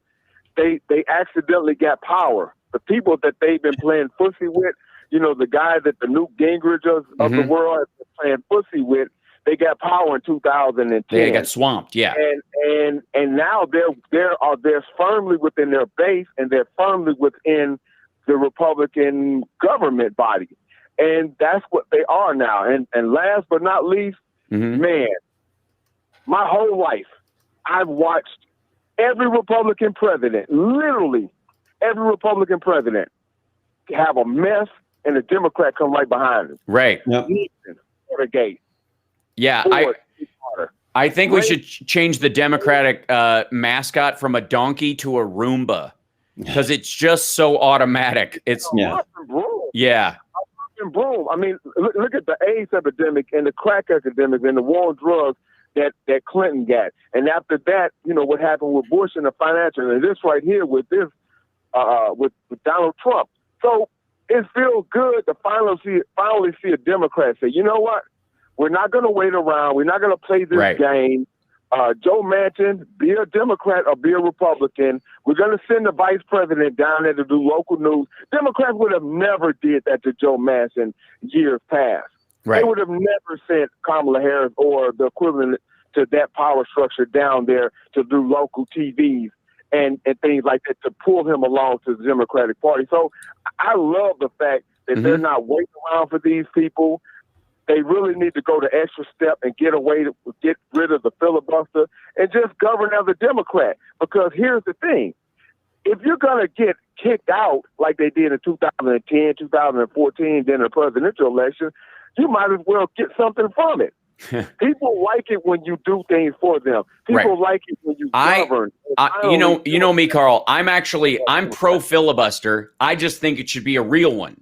I don't have a problem with the filibuster in theory. My problem is this kind of like automatic filibuster. Like, you know what? I'm filibustering that. I'll see you guys after lunch, where they just kind of can threaten it and it turns into one. And they're like, I don't want to spend all week here. Okay, we'll table it. Because that's what it is. It's really about these people wanting to leave town or work less. And under Mitch McConnell, that's exactly what they did. Get on that mic and talk if you really want to filibuster about the actual topic. You can't just read the phone book. You can't just tell stories. You have to talk about the topic you are filibustering, because if you care about it that much, to stand there and stop it. Right. I want to hear why. I want to hear every detail. Read the whole bill and go through it line by line on the floor and object to each part of it. Then you have a filibuster. That's a real one. The anonymous hold has to go. Basically, it's been a pocket veto for Mitch McConnell for the past 7 years, and it's to the point now that where they just if they have to do it. You know what? If you want to put more Supreme Court justices on the court, do it. If you want to add more judges around, do whatever you want within the Constitution that's within your power to govern like Democrats. And I believe that's what they're going to do. I think so too. I think Biden knows the Senate. Only govern like Democrats. Yeah, that's right. I think Biden knows the Senate, and I think he also knows politics well enough to go, look, I'm going to bring the Republicans in here. We're going to talk to them. Not because I think they're going to be genuine, not because I think they're going to sit here and tell me something real or offer some actual helpful plans or anything, but because I'm going to let them have that opportunity, whether they do or not. And then when they don't, I'm going to go talk to my caucus and go, look, they're just full of crap. This isn't real. They're just messing with us. Let's just do what we're going to do. And we can tell the American people honestly that we listened to what they presented and they didn't present anything. All they did was try to suffocate the second recovery we've had to do because of a former president. How funny was that? Exactly 10, not 8, not 7, not 6, not 11, not 13, but exactly 10 Republicans signed that letter and had that meeting with him. And I'm sitting there thinking to myself, dude, you don't really think they're going to fall for this crap again? Right. I mean, exactly 10. And then especially they had the moron from Louisiana, that senator in there, he's not going to vote for anything that the Democrats vote for. And Susan Collins, I'm sitting there thinking to myself, they really think this is going to work. And the whole while, Nancy Pelosi in the Senate, like, listen, we're going through reconciliation. Like you said, Joe Biden did what he had to do. Yep. And I love that what Jen say during the conferences, during the press conferences, whenever they ask her about, what he's going to do with reconciliation. Don't he want to have compromise? And she'll say, the bipartisan, the American public is bipartisan. They have 75% for this right here. That's bipartisan enough for me. We don't need these guys, basically. I do too. I love that she said, I'm here Biden's here to unify the nation, not the Democrat and Republican Party into one body. It's not. It is not his responsibility to make Republicans act like Democrats or wait till they do to get their vote. You either use the power you were given and whatever mandate you have, and he has the greatest mandate in the history of the popular vote. as an individual, beyond what the Senate did, beyond what the House did. He can argue that over everybody, over Pelosi, Schumer, the squad, any popular group within it, he as an individual won more votes from the American people than anybody in history. And that's what you use. That's where you go, look, guys, I'm sitting here talking to you and listening to you because I'm a good guy, not because you've earned it. And I'm going to listen to you, but I'm going to go tell my folks what to do because I got 7+ million more people voting for me than the other guy did. It was enormous. Double the last popular vote win that he also lost. So don't tell me you guys have a mandate to shut me down. We won 2 Senate seats. We won 2 Senate seats in Georgia. Right. We won 2 Senate, but the state of Georgia, red Georgia, had the opportunity to stop me. And I won. It wasn't like it was an Illinois runoff. It wasn't like it was a New York runoff.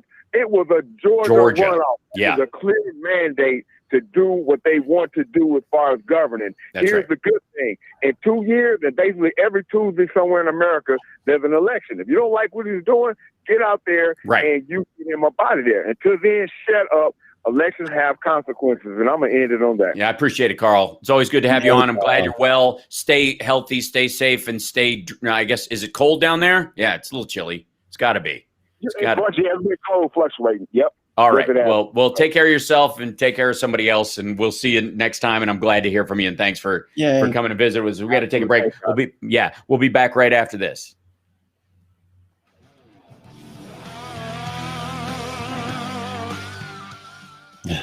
Somebody saw me yawn. Oh, well, it happens. You get up and run. You do all kinds of stuff, I haven't even run yet. They just the cat. And it's cold, and you were snuggly, and it was warm. Like it is food time. Well, you know what I've noticed about the trolls is that they copy paste. They've got like something in Notepad that's like way more than you would ever type into a Facebook chat, and then they just paste like a page that wipes out everybody else's text. Oh yeah, tired. It's aggravating. Yeah, and it's weird what limits you can put on Facebook stuff as far as like handling that kind of thing, like how the live stream is set up and all that. Yeah, it's just they need more. I need to set up. Who are the good people who are regulars who I might want to set up as moderators? So we're gonna have to I might have to go to my the regulars that in Facebook. Yeah. It's hard to tell. Yeah. And make somebody a moderator in there just so they can help. Coming back in 15. Because you don't want to, thank you. I don't want to just, brutalize anybody that, comes in and Richard trolls. Custer says, Hal, I'm here. Oh. He's on Facebook. Oh, nice. Hey, Richard. Hiya. Oh, yes, you're on Facebook. So I could, that's fantastic. Program Mega Worldwide. It's now time for the happy ending. Yay! Yay! Welcome back. It is. Young is there all the time. Yes. Okay, great. Yeah. So we're now looking at moderators to help deal with our stuff. That's what happens with growth, man. I'm just saying right now, when we started doing our the radio stream years ago, we had a couple dozen people in here. We were just it's another way to get the show out and kind of, loosely syndicate it. Any given time, we do a long time ago now. Yeah. And last year, even, we probably had a regular about 300 people in the chat room at any given time or watching, engaging in the chat. Currently, we have 1,695 people in just the chat. You're getting a lot of volunteers too. That's awesome. Well, I appreciate that. Somebody's asking me if I do classes on podcasting. I kind of have turned this thing into something over the last year, especially. I feel like I could. And as a matter of fact, for those that care, tomorrow night, I'm doing a show for Flappers, flapperscomedy.com. I'm doing stand-up for them. The tickets are $10. I don't take any of the money. It goes to keep the club open. And then, yes. And then next Wednesday, Stuttering John comes on my show, and we do a live stream where I show him how to do live streaming. I walk him through all the the technology and stuff, because he's the worst case scenario in that situation. So, in this, everybody wants Porsche Payne to do it. Everybody wants what? Porsche Payne to do it, or Porsche. Oh, I see. Gotcha. To be a moderator. Mm-hmm. Or okay, gotcha. All right. Let's see.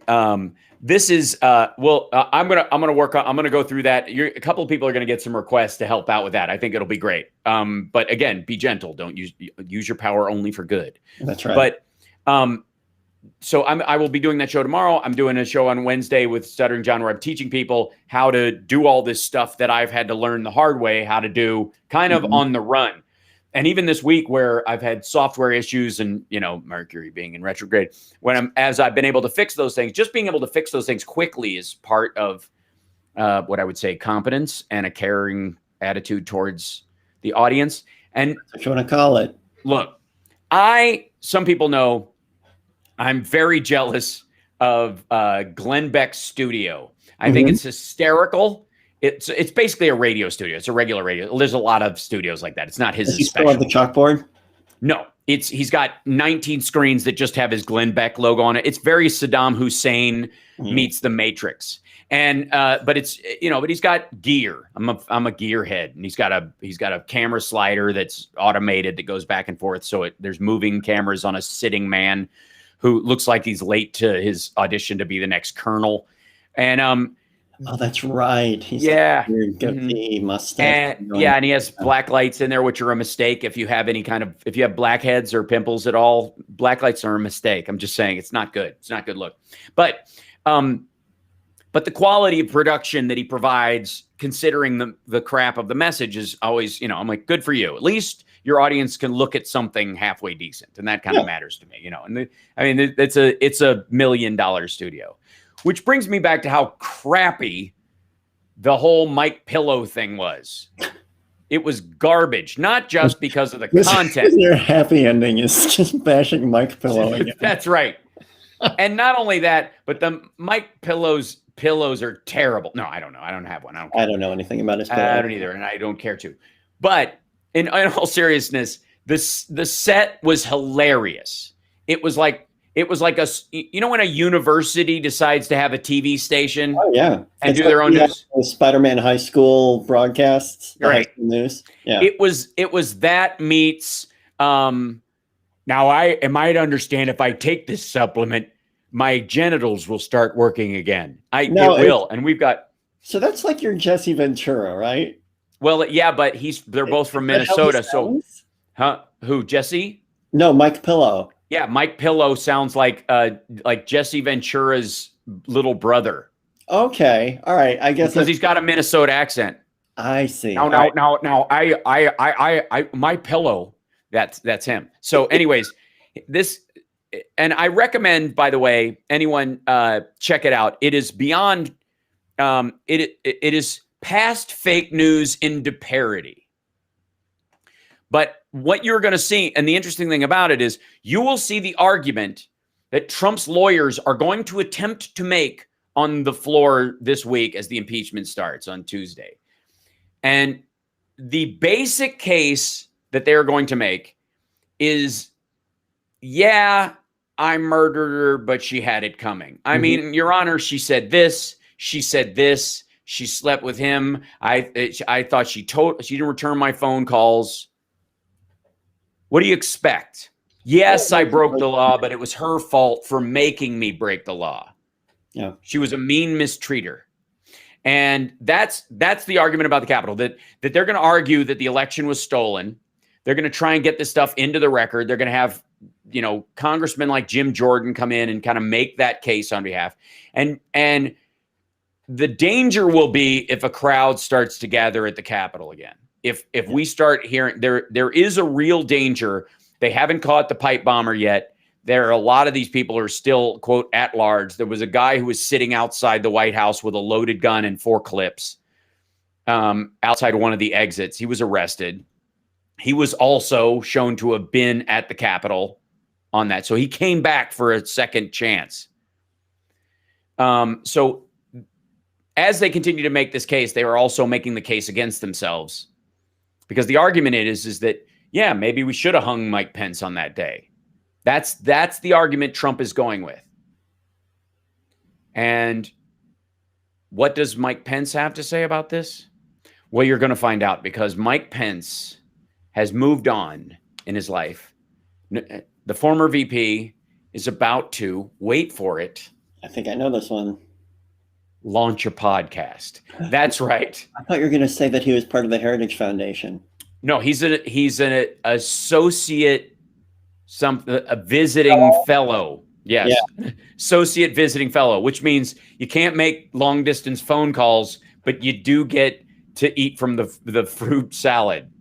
You do get canapes. Yeah, a little JPEG to put in your email signature. That's right. Yes, you get a visiting fellow. Hello. Hi there. What's up, fella? Just dropping by to visit my heritage. Okay. Yes, but he's going to launch a podcast. Now, as someone who has an accidental podcast, meaning that this radio show is turned into the Hal Sparks Radio Podcast Mega Worldwide by the Sexy Liberal Podcasting Network through no fault or action of our own, simply the long-suffering Chris Lavoie, hello, Chris, as you're doing this later, creating a great show out of it, crunching it all down. The fact that that's, there was a joke that at some point everybody in the future will have their own podcast and we'll just take turns guesting on each other's, is closer and closer to being true. And about a month ago, Dinesh D'Souza got a podcast, and I'm sorry, I just saw the Mike and Carrot show.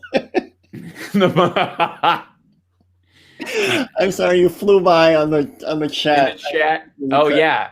Well, that's how they'll announce it. We're honored to have with us today our amazing Vice President Mike Pence and his wonderful wife Carrot. So. Yeah, Mike and Carrot. The Mike and Carrot show. Oh, that made you hot in the 7-degree weather. It's like Veggie Tales with Mike Pence and Carrot. And of course, our topic for today: QSnatch. Can mothers say it without crying? Now, poor Carrot. Sorry. Free health care for illegal. Look. This is look. There will be. They're going to have a lot to talk about. There's going to be lots of topics about the goals that they were able to get through in the, his time as the greatest supporter of Donald Trump he's ever had, that helped him through. We're going to be appointing very pro-crime judges. That was where he was standing there when he said, Michigan gave us Motang. There is, who help him through the hard issues, Mike Pence. And, when you say per capita, there's many per capitas. It's like per capita relative to what? That Mike Pence was always there when he had problems with geography. A lot of very bad things are happening in Nicaragua. And with things like conservation. Wildlife refuges. I mean, you look at this, you look at what we do with our wildlife. If it wasn't for Mike Pence, I mean, being there, being supportive, Trump would have forgotten all the important things. Person, woman, man. Hold on. Yosemites.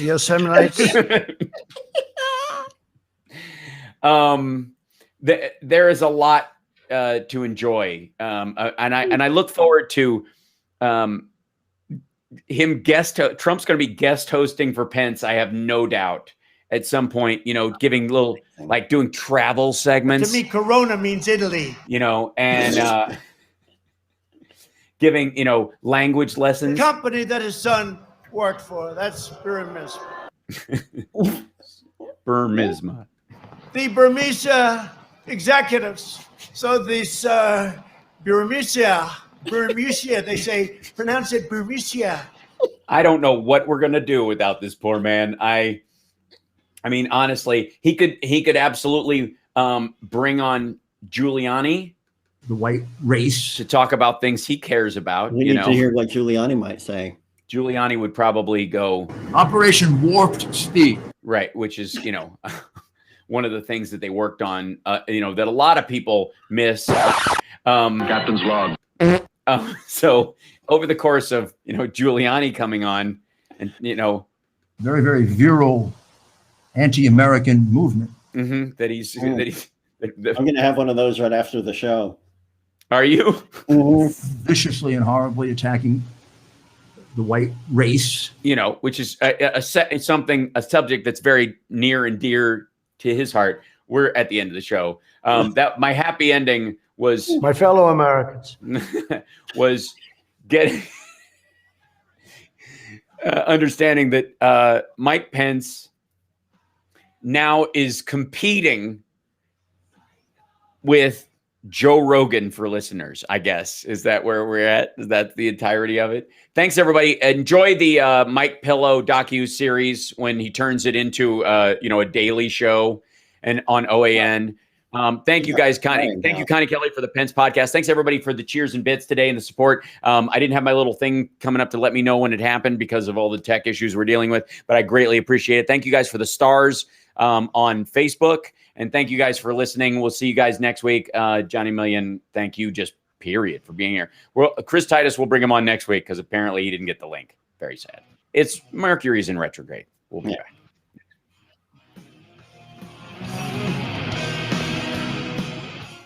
That's me.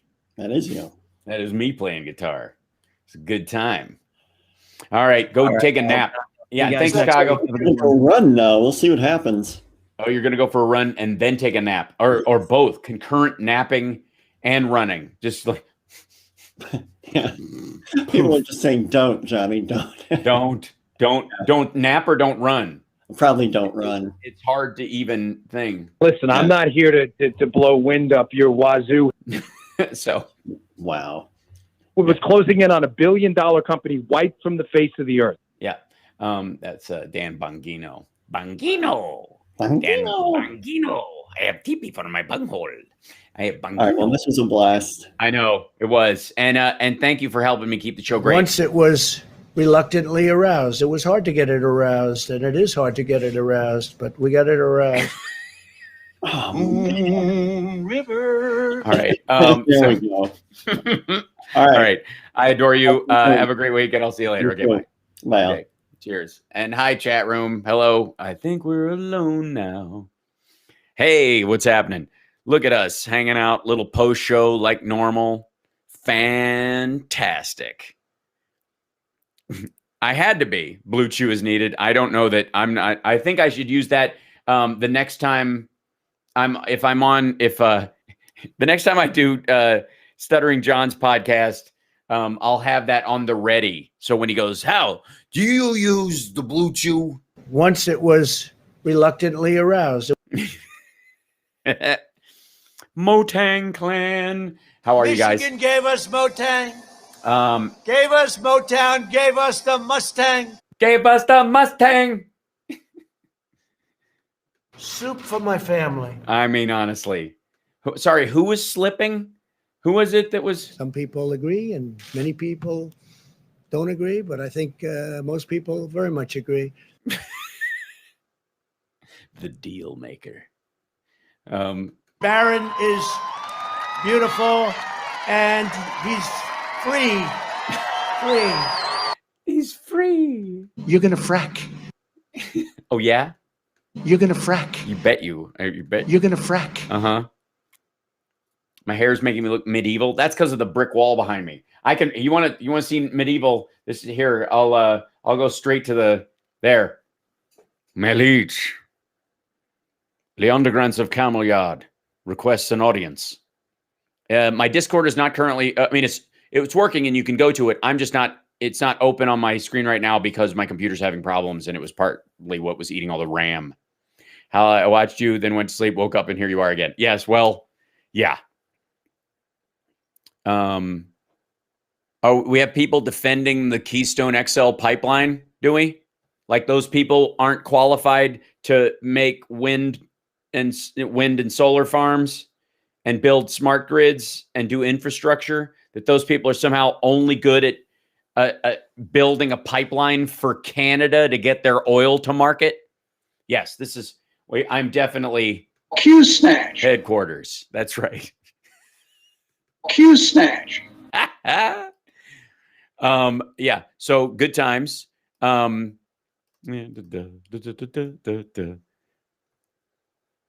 obsessed with what? Who? Okay. Oh, thank you, Sydney. There comes a time when gold loses its luster, where the diamonds cease to sparkle, and the only thing left is a father's love for his daughter. What arrogance! What insolence! Conan. Anybody watch Conan the Barbarian? Oh, absolutely, Josh. Thanks very much. Appreciate it. I needed all the sounds. Yeah, they're still funny. They get funnier with some distance. I thought they'd be like, oh God. Yeah, I love how all the Trumpsters are defending the Keystone Pipeline. Where do I get my energy from? Annoyance and joie de vivre. It's a nice mix. It's probably the most Irish thing about me is that I get, perturbed and it drives me. Yeah. No, don't worry about it. I mean, there's no haircut happening. Forget it. I'm going big. That's it. It's seriously, I haven't like straightened it yet. I have yet to take like a flat iron to it or anything, but it's already to here. You can't see it on the shirt right now, but that's where it is in the front. I'm just letting it, it's going to go. I'm going straight Braveheart. Forget it. Especially because it seems to upset the Eastern European trolls the most.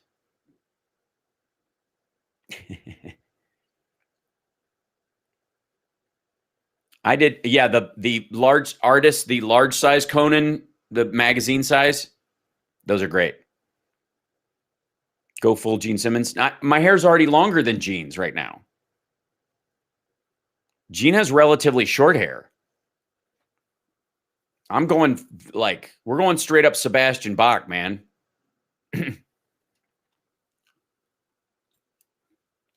I'm going full 80s hair. I'll flat iron it this week if you guys want to see what it looks like. It's pretty hysterical. But this is natural body. Thanks. So I'm not really, I just turn it over, brush it, pull it back, brush it, put a little product in it so it doesn't frizzle all over the place. And then I'm done. It's not a lot of work. It really isn't.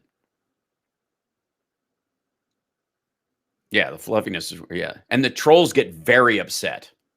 They get, I don't know why. And I don't know why they think in 2021, we're supposed to be upset. Am I, sorry. Yeah, I moved the Venmo overlay. Thanks for pointing that out. I moved it for the sake of fitting in there because I'm using Ecamm as my camera to go into there. Yes, I'm bald. Yes, this is a wig.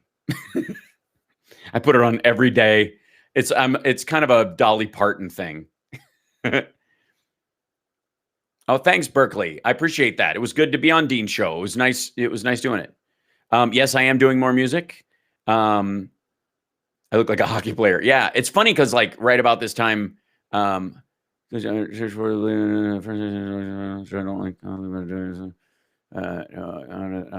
see here. Oh, well, I see. Thank you, Francie. I appreciate that.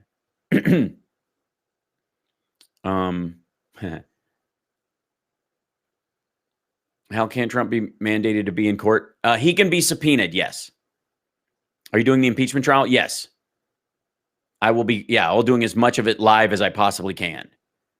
Yes, they found Kyle Rittenhouse. It wasn't that he was missing. It was that he gave the wrong address. He was at another one. Yeah, the Hanson brothers. Yeah. Basically, if I have my Nerd Halen glasses on, wherever they are, they're in the other room. I look like the Hanson brothers right now.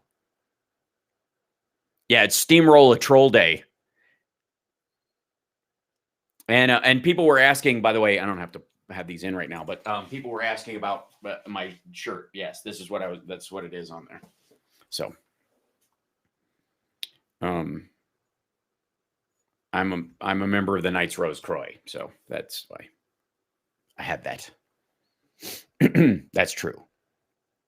True story. Oh, thank you, April.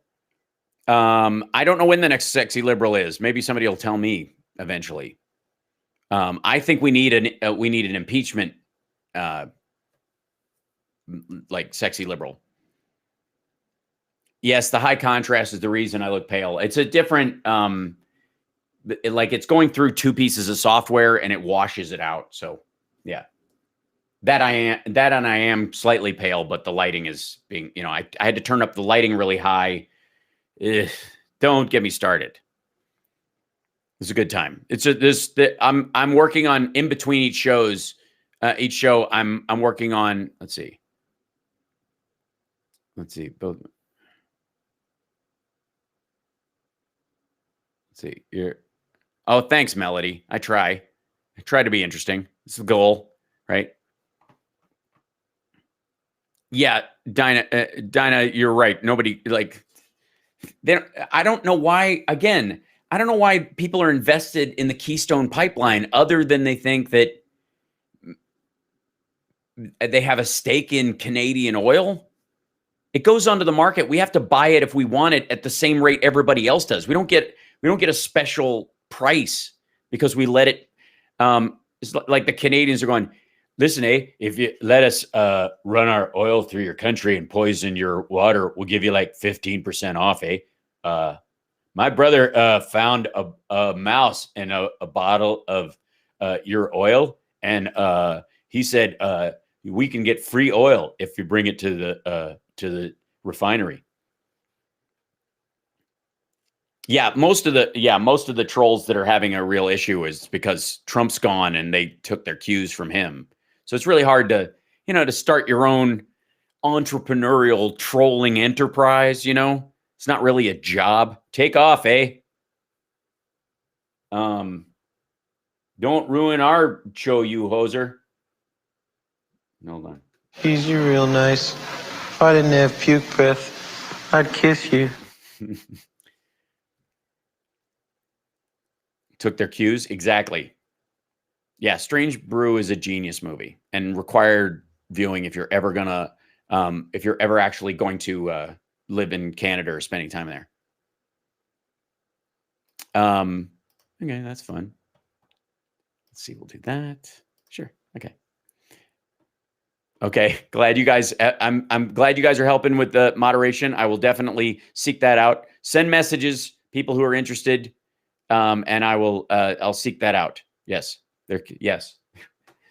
The important thing is that over the course of QSnatch. Quit it. Apparently there's a piece of software that is attacking my show. Piece of malware called QSnatch. It's terrible that there's a piece of malware called QSnatch. That's just brutal. Piece of malware called QSnatch. That is loud. Damn. Compared to the other ones. It's brutal. Malware called QSnatch.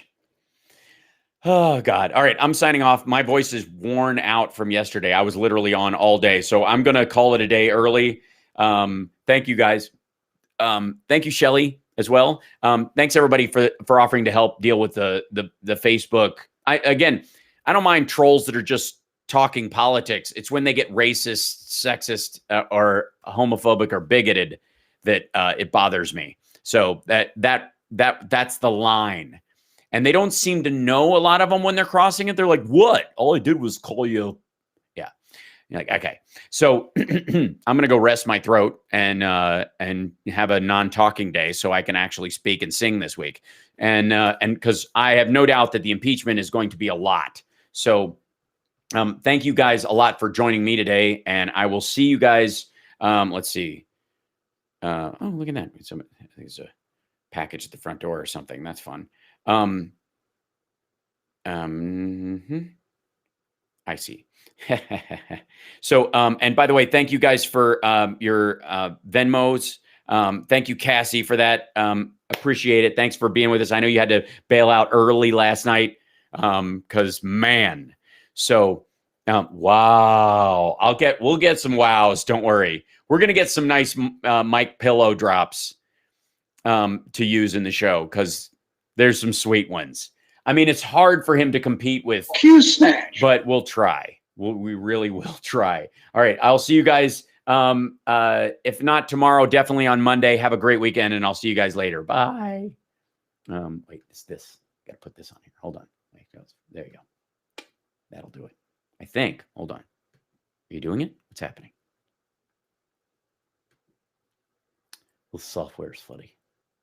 Okay, maybe it's this one. I'll just play this one. Okay.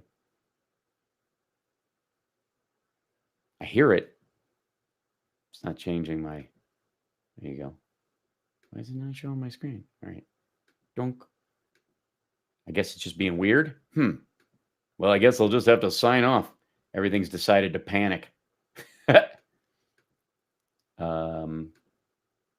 There we go. Now it works.